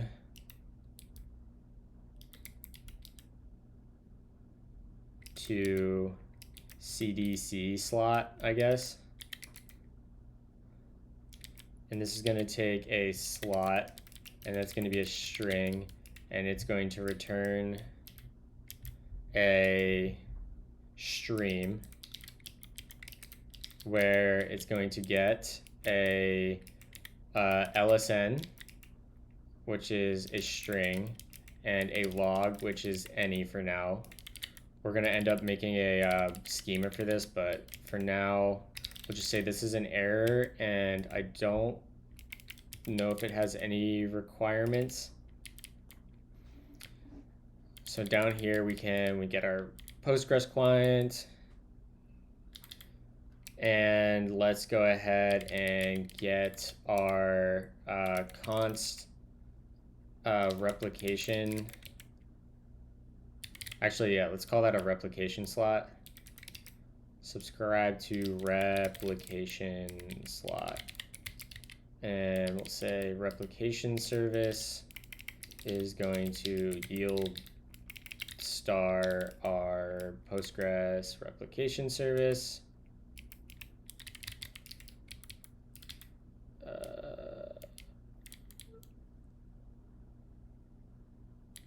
That's a tag.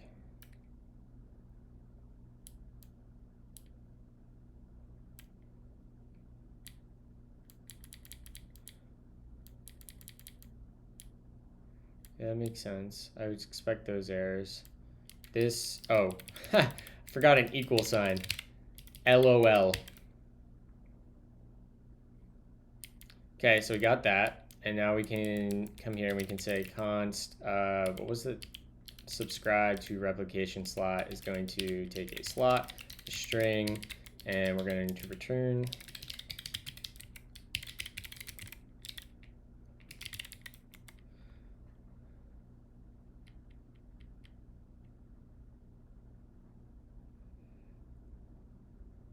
actually we don't even need to do that.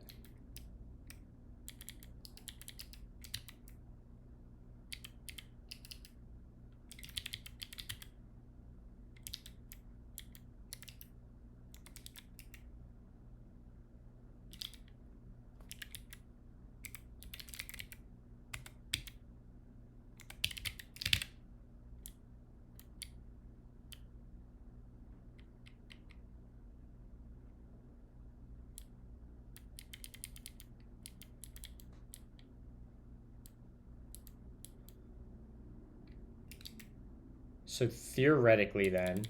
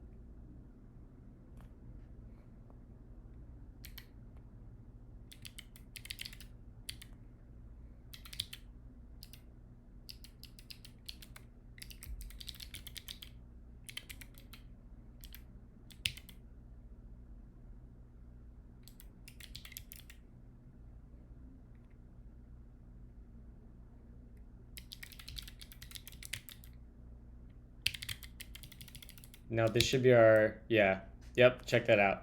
Dude, I love how good the types propagate through effect. It is unbelievably cool.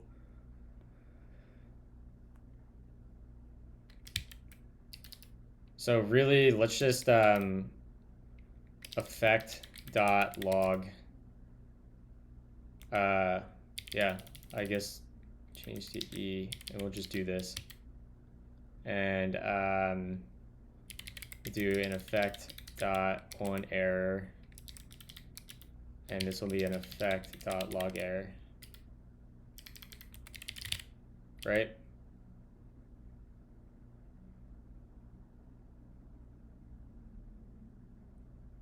Top pipe, get job by ID. Oh, maybe we don't need that. Stream stop for each.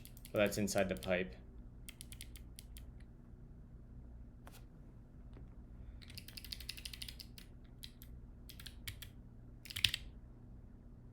And we can go ahead and this would be effect.onError, and we'll do effect.log error. Yeah. So then we want to we need to go make our test slot. So let's go to, hold on, let me check Slack quick and make sure nothing is like incredibly on fire.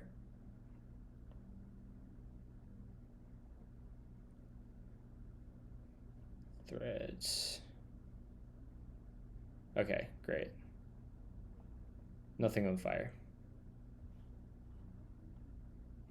Let me catch up on chat.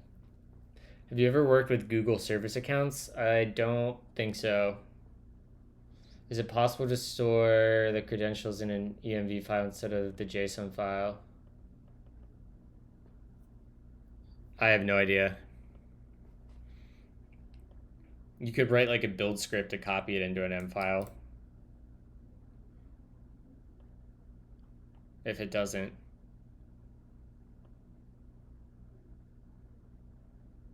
So we have our test slot.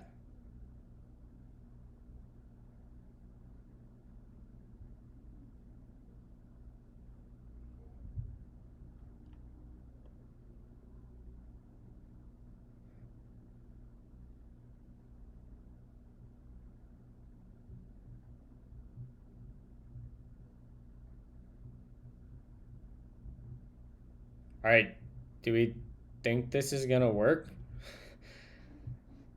I have no idea if this is gonna work. So I'm gonna shut down my fly.io instance and we're gonna run it locally. So let's go up to the root quick. And we're going to say fly machine stop. Yeah, we want space. Okay. And then back to job. And we should be able to be bun run start. What up, ALS? I'm doing well. How are you doing? Okay, so syntax error at or near start replication.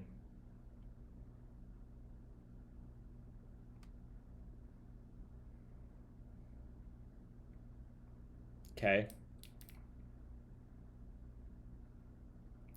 Maybe that's not what we called our slot. Test slot.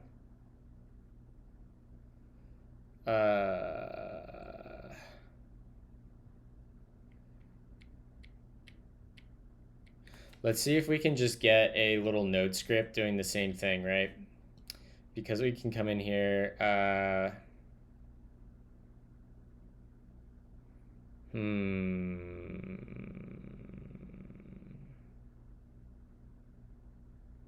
It's possible the connection string is wrong.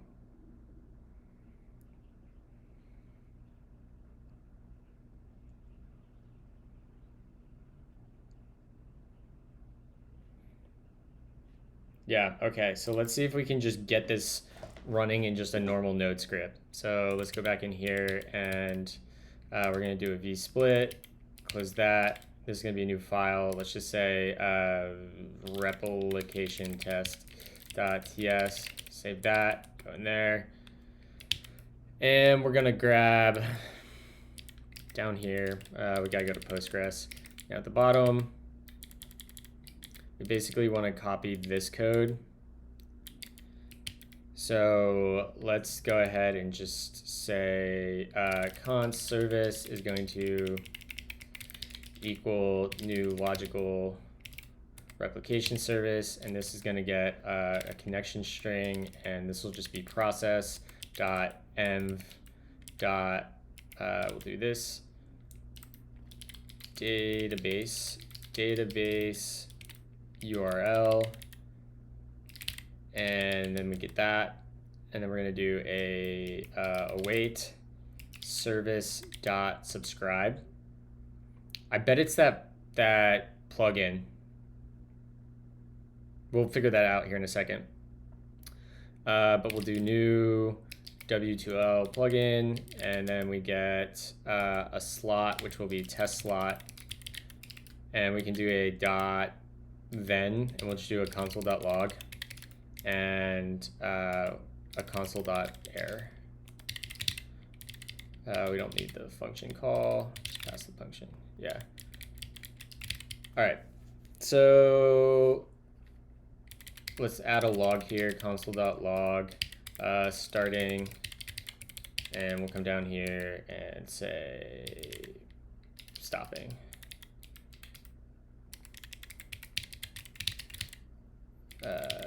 Write that, bring this open, get rid of that, and we'll do bun run source / replication test. Okay.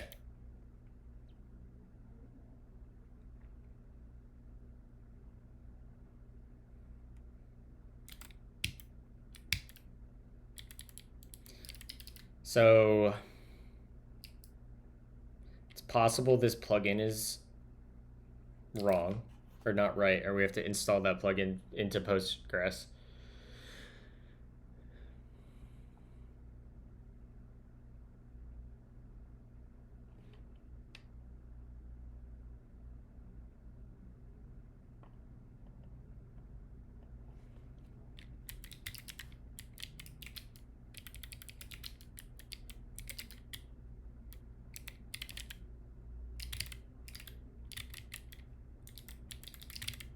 Let's try that. All right, so that doesn't seem to be the problem. I wonder if this is our connection URL. Service dot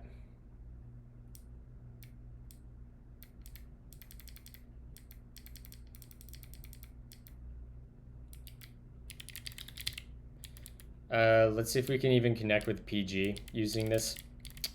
So const Postgres is going to equal new client.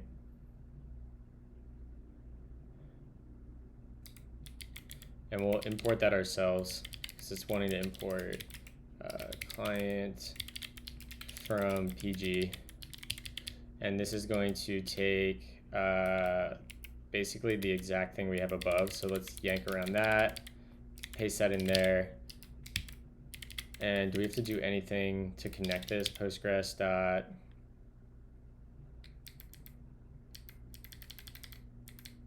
connect.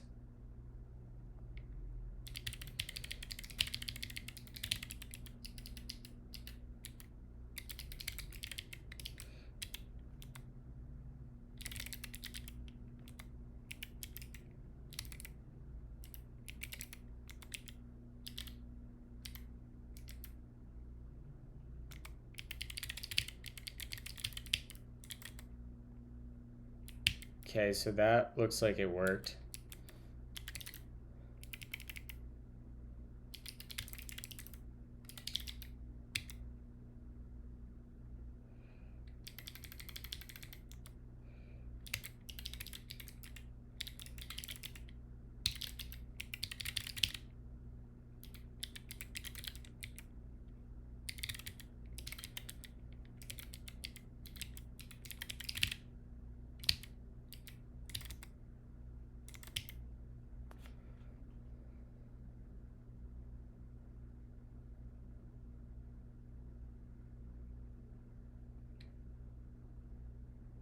I don't know if that worked. Seems like it worked. I have no idea. So it seems like we can connect.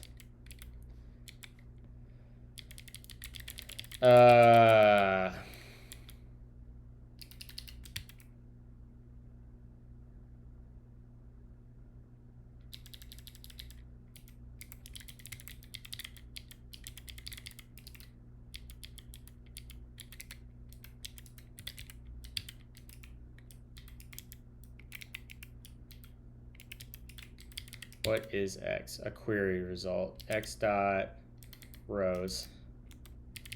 There we go. That's what we want.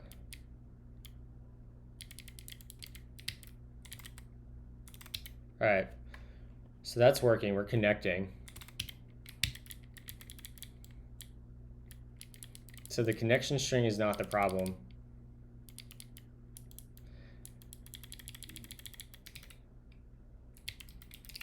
So what is the problem, chat?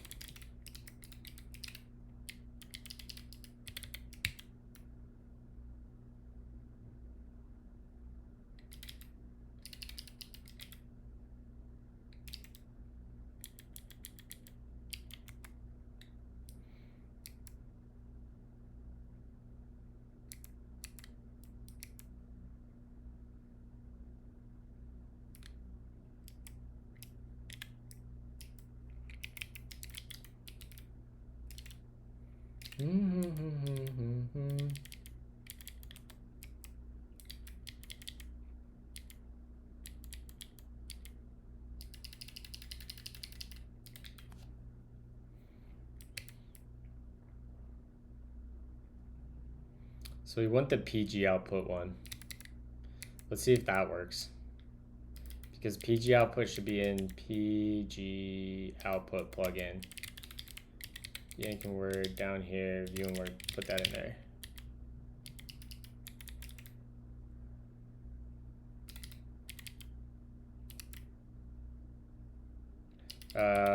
What does it want? Options, messages, proto version, Publication names. Dude, I have no idea. 1 and publication names.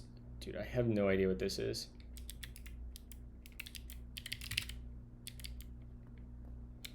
We are working on trying to use EffectTS to follow Postgres's changelog right now, and we're going to build a notification service off of it if we can get it working. Start replication. I wonder if it's because we already created it. That can't be right, right?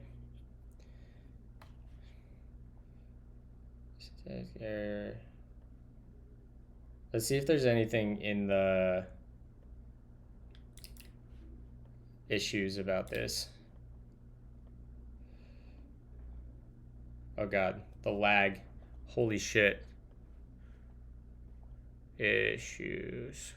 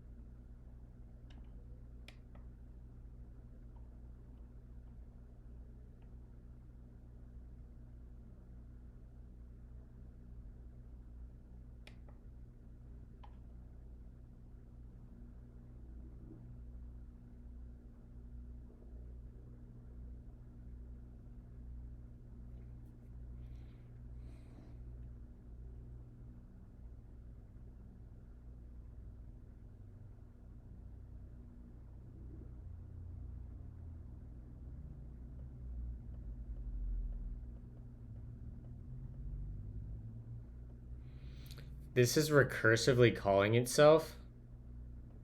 Is that what I'm seeing right here?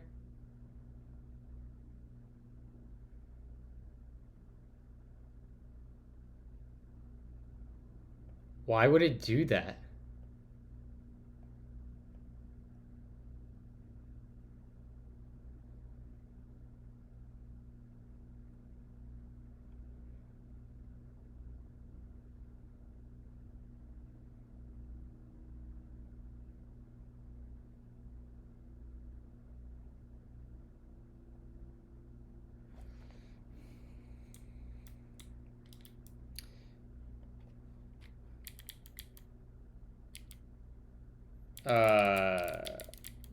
It seems crazy, but we'll try it. I don't think it's gonna do anything.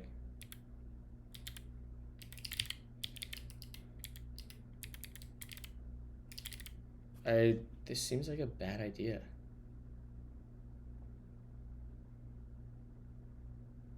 I guess it flattens, so it's well, it's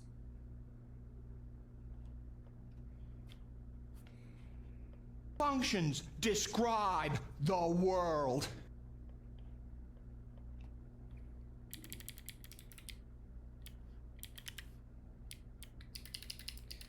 and this will be, I just want to use the test decoding plugin. I don't need anything fancy off the rip. Thank you for the follow, Rezinks. Appreciate you hanging out. And this will be test slot,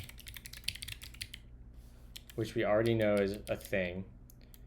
So let's just go ahead and grab this. We'll put this here. And we'll just we'll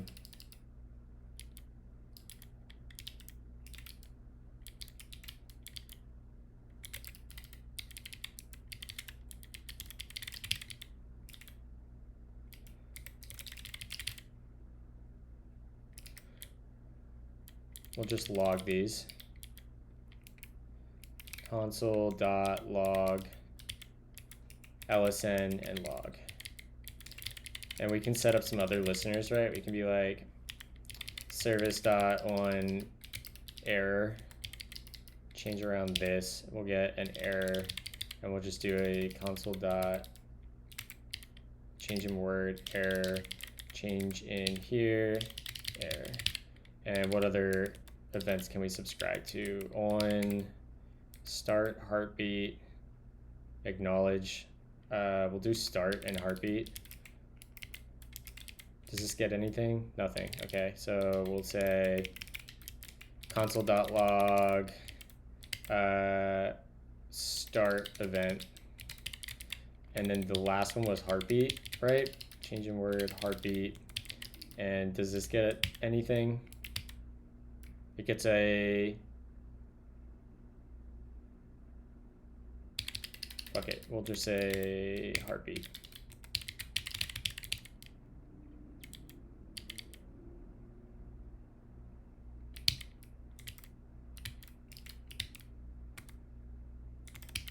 All right, do we see any logs in here?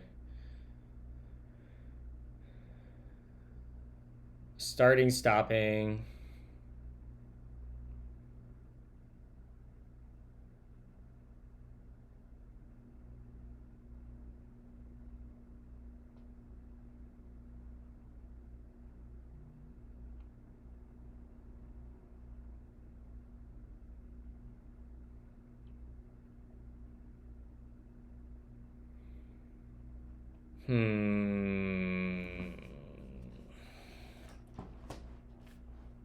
So let's see if we can even do this manually with SQL.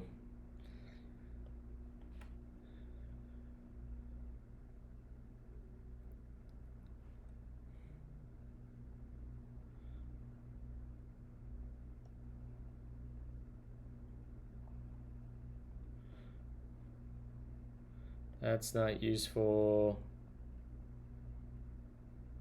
Subscription. I don't do it in here. We did this already. Wait.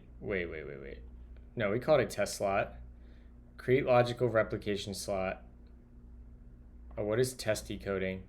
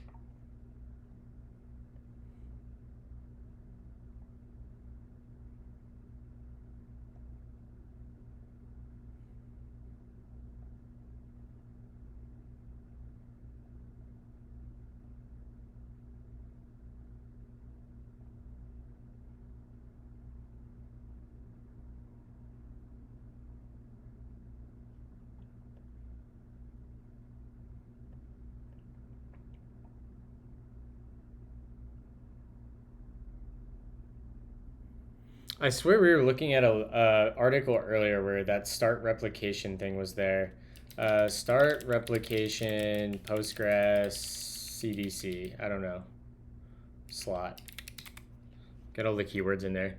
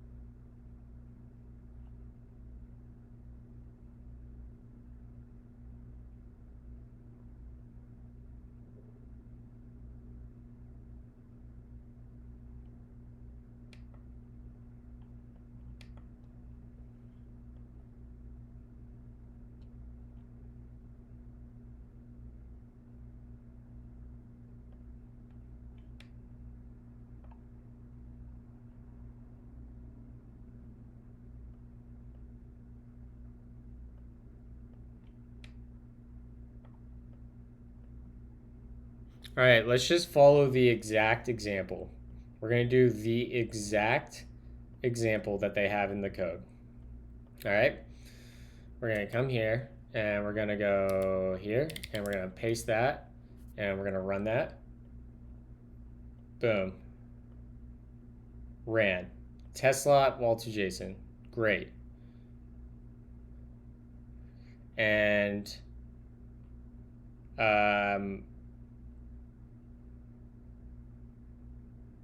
everything looks good there. So let's go back to our code editor. We come over here and we open this, and this instead, that database URL is fine. We don't even need you anymore.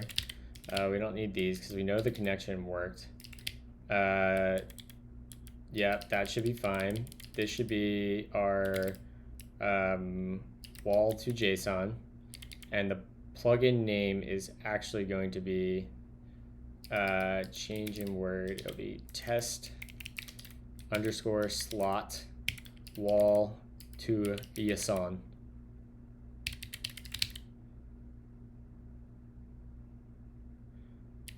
And we'll come up here and we're just going to do it identical. So we do a comma here, and this is going to get acknowledge. This will have an object, and this will have auto is true, and timeout seconds is going to be 10.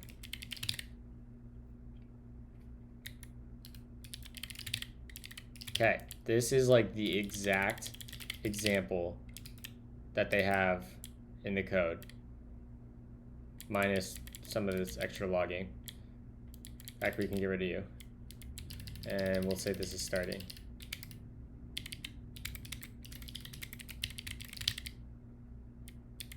And just to make sure, in Postgres, that's the name, test slot wall to JSON. We'll copy it, make sure everything.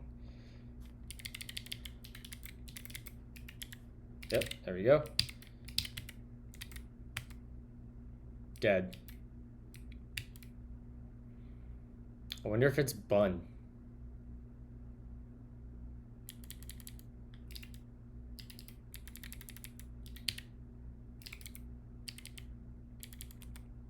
All right, let's get rid of our types.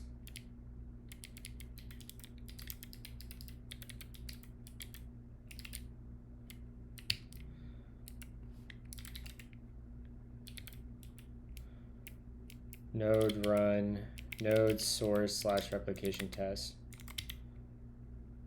Cannot use, oh my God. Okay.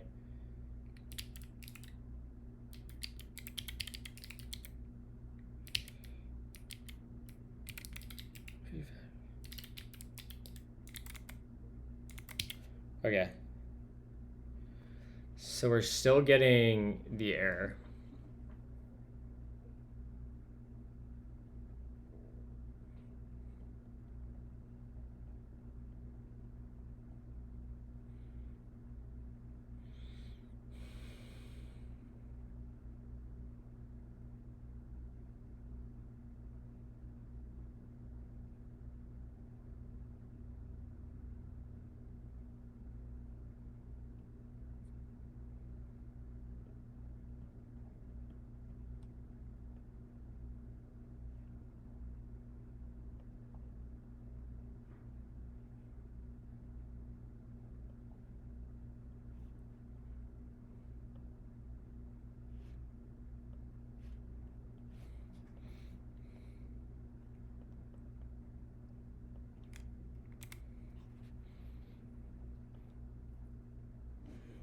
If we can't figure this out today, we'll spend maybe an hour on it tomorrow.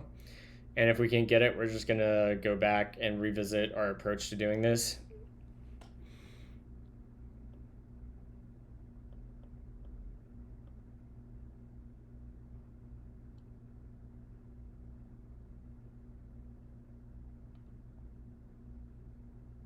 How do I know what my replication user is? How can I check my user? I think it's just Postgres. Select current user. Okay.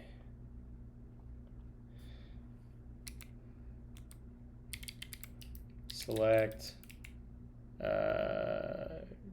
current user.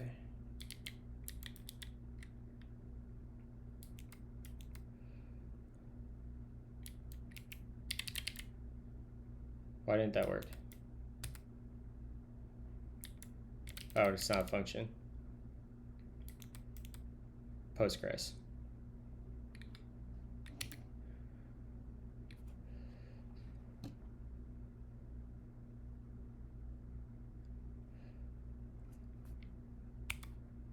Alter role Postgres with replication.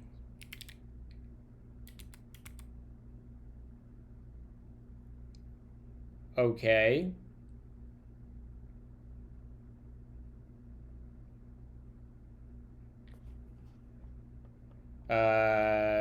Current users roles.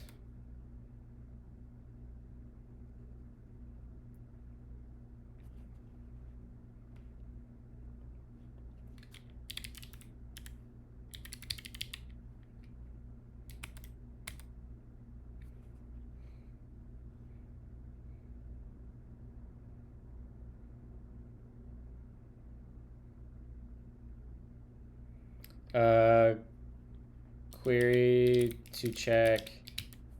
We want to alter role replication. Superbase replication admin.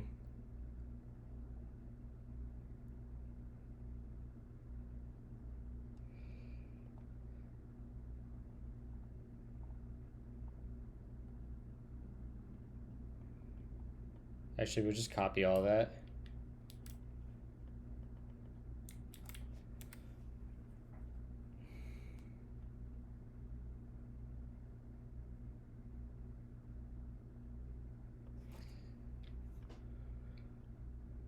Okay, so I can do, it seems like it's fine. Role replication.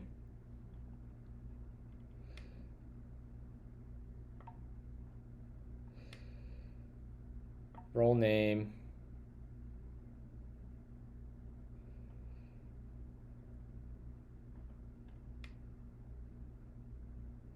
Seems like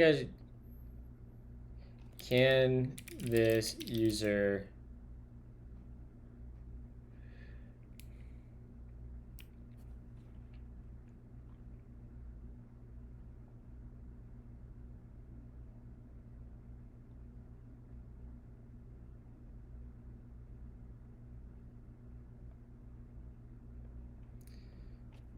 when I use, oh god, that's not what I wanted.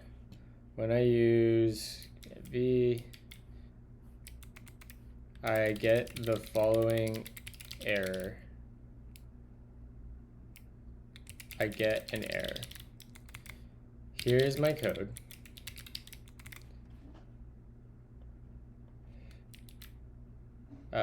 Here, and we're just gonna yoink G. And here is the error. We'll just grab the most recent error.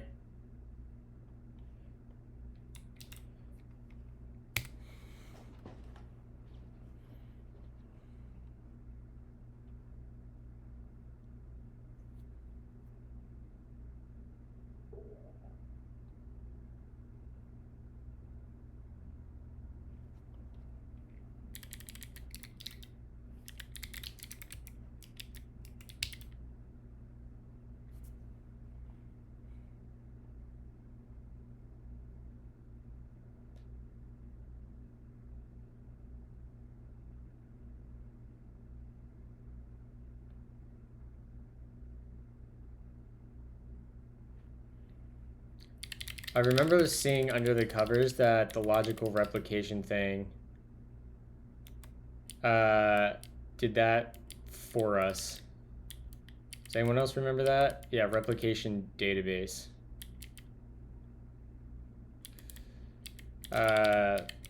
We'll say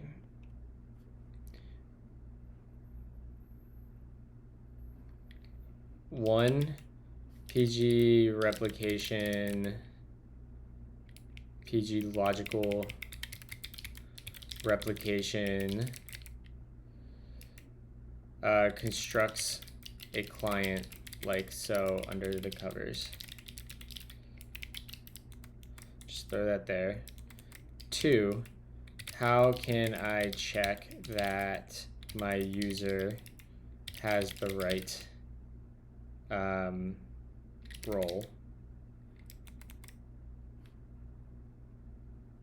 3, can you give me raw SQL to test this functionality rather than going from Node.js? Good morning, Ninja.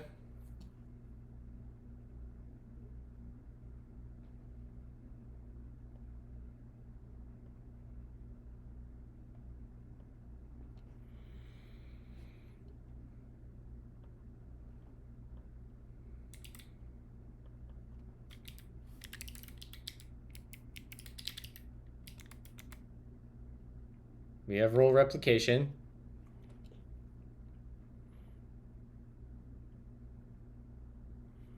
We already have seen that the select wall level, I don't even remember how we looked at that, but create a replication slot, we did that. Start a replication stream.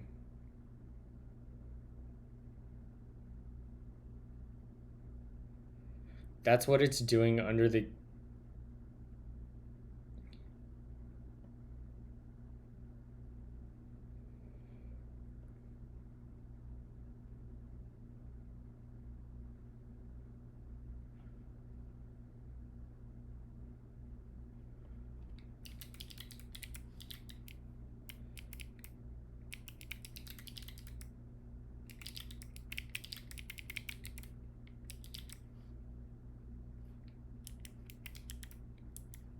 All right, we're gonna try this from the CLI here.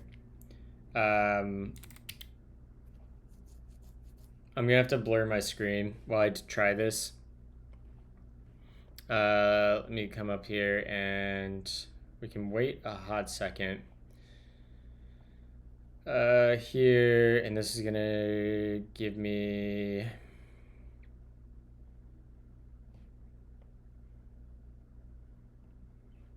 where's my connection?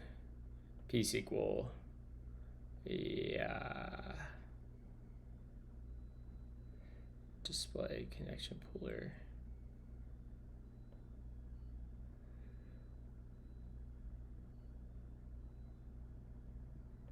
Copy that. And if I do that, Nix. Nix P-SQL. Is it just Postgres?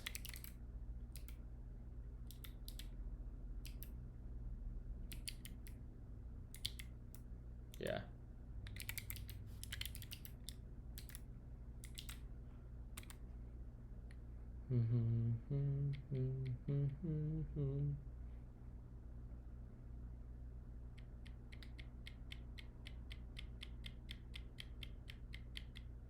Okay.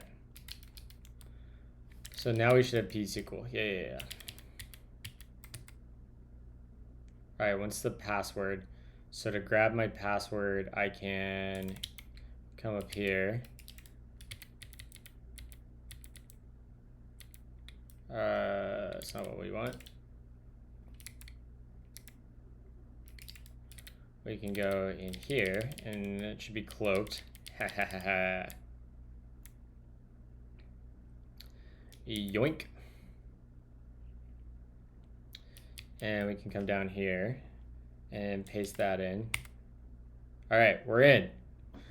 We're connected to Postgres via the command line, and I didn't leak a single credential without blurring the screen. Let's go, chat.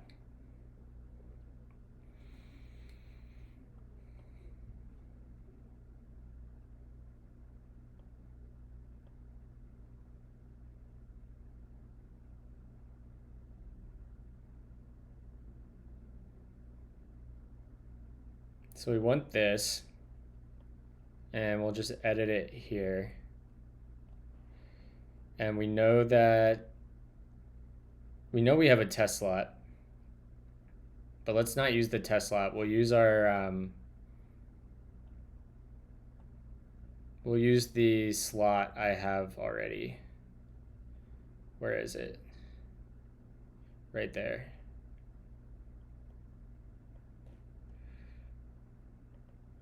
Paste. And then it said what, 0, 0?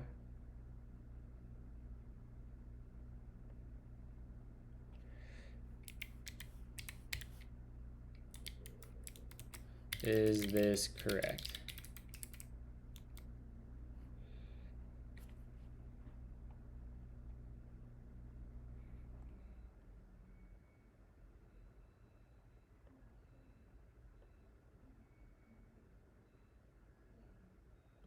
All right. YOLO. Okay, that's the exact error we're seeing. I wonder if Supabase just doesn't support it.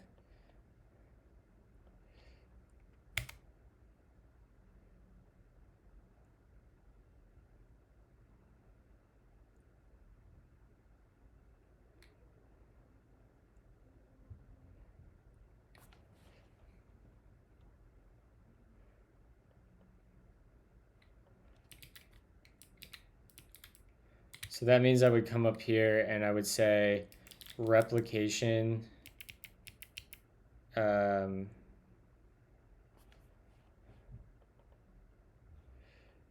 update this command.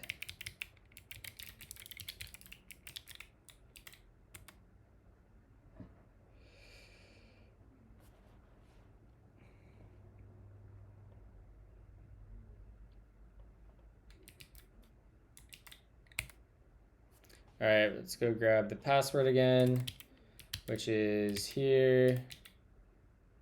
Yoink that, come down here, paste that. All right, we're connected. And it still doesn't work.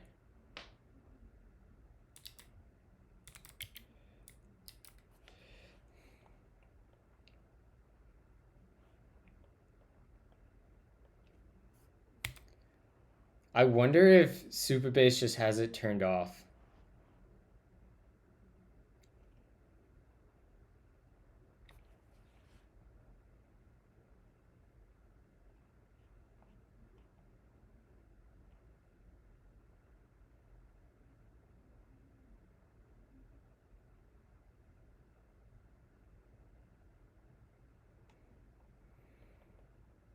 The way we can test this is we can spin up our own Postgres server.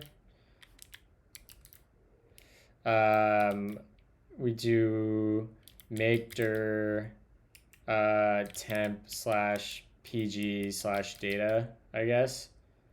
And then, right, slash, why can't I do that?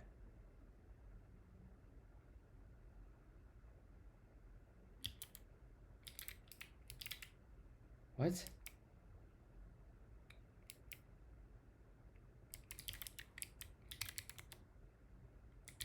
Oh, because it's recursive.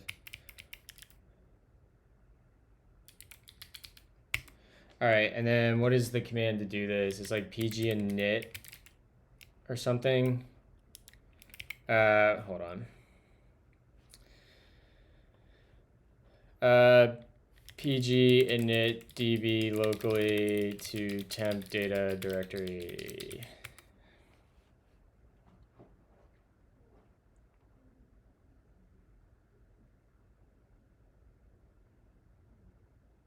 Init db.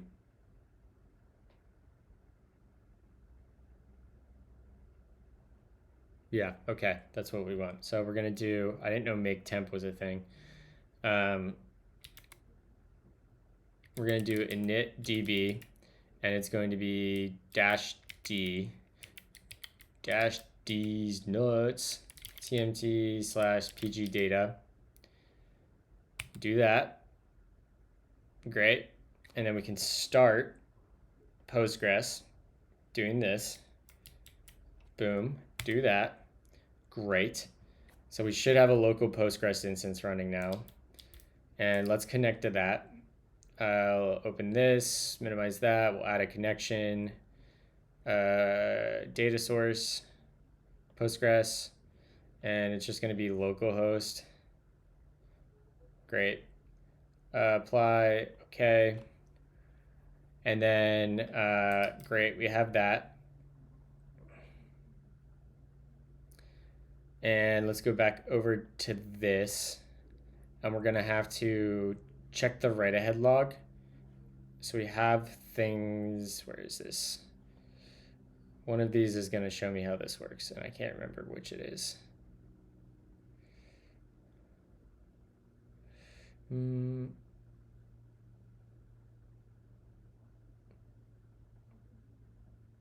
wonder if we have to do this.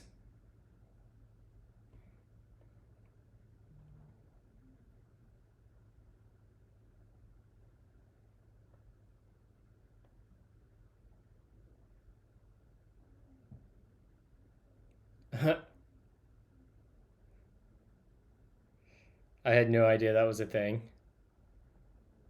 How can I check the write ahead log level?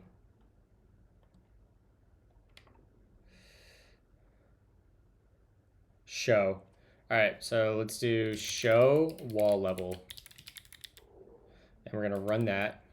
Replica. And we wanted to set it to, so we want to say set wall level equals, I guess what, logical. Is that correct syntax? If I spelled right.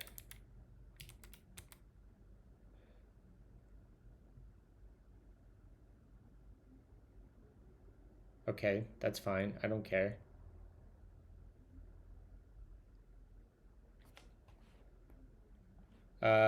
Okay, back here.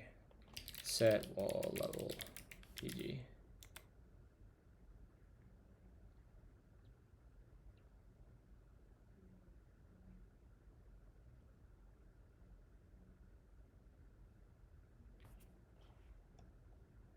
Set wall level with command.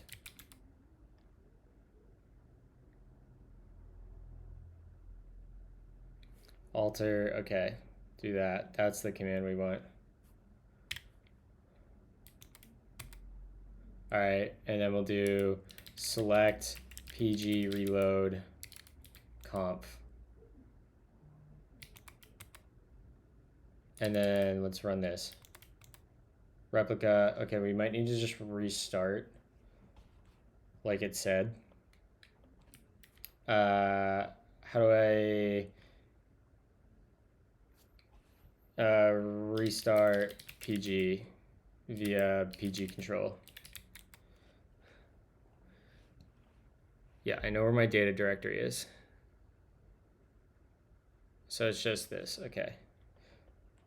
And we'll go boom, and we'll say, we can get rid of the lambda, because that's incorrect. Control E, and this will be restart. Dash restart. All right, we restarted it. And let's see here. If we rerun this, we should now see logical. Okay. We're looking good. So the next thing we want to do, let's jump back over to one of these tutorials. Or actually, we can grab...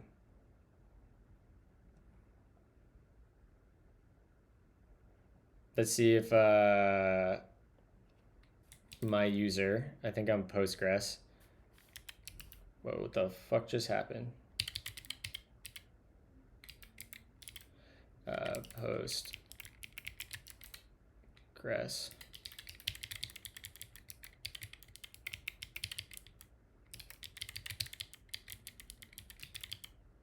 Then we'll go boom. Who am I? Damn it.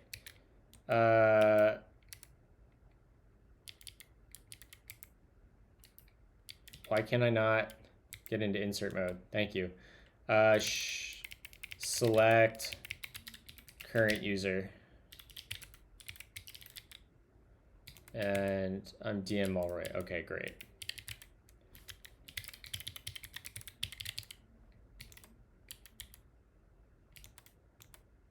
All right, I have role replication. Great. So let's do this now. Come over here and we're gonna paste that. We're gonna run that. Wall to JSON. I probably have to install it.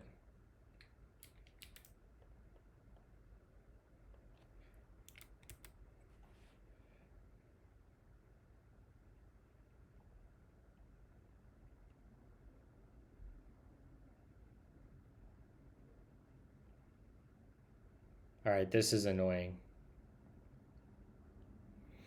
All right, chat. I'm not going to get through this. So I'm going to wrap up 5 minutes early and I'm going to think about, I'm going to try probably tonight, or maybe we'll do it tomorrow morning. We might try one of these other approaches where they're using the subscription stuff. Where is this?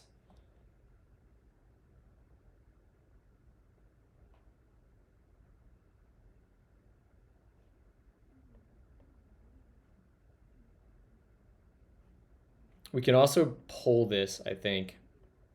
But then we would have to parse this ourselves, and that would be annoying. I don't really feel like writing a parser to do notifications.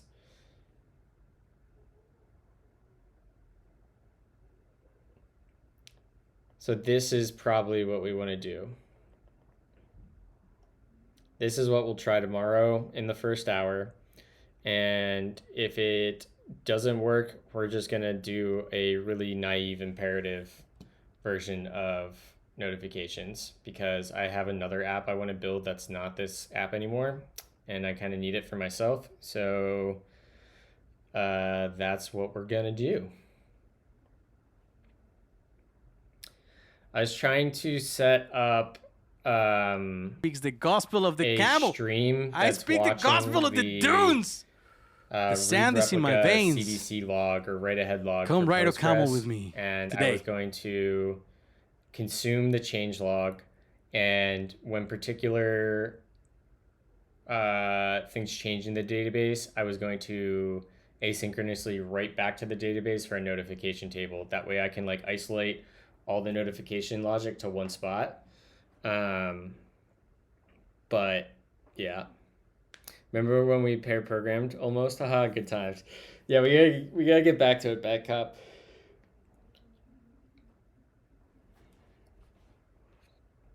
I'm not super busy in December.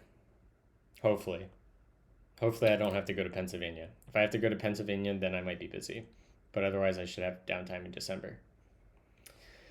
But who should we raid?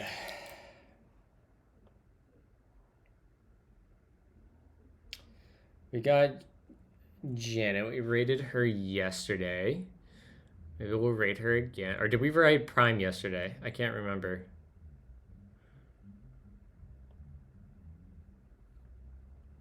Is anyone doing anything else?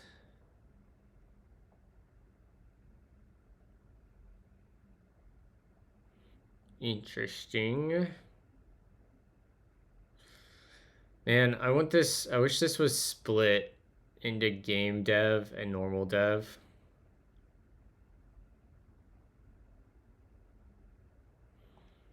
All right, we'll raid Janet. Yanet.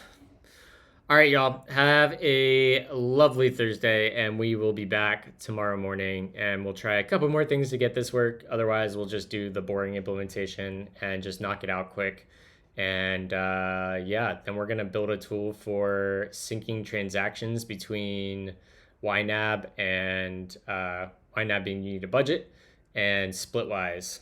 And we're going to try to turn it into a micro SaaS. But we'll catch you tomorrow. Peace.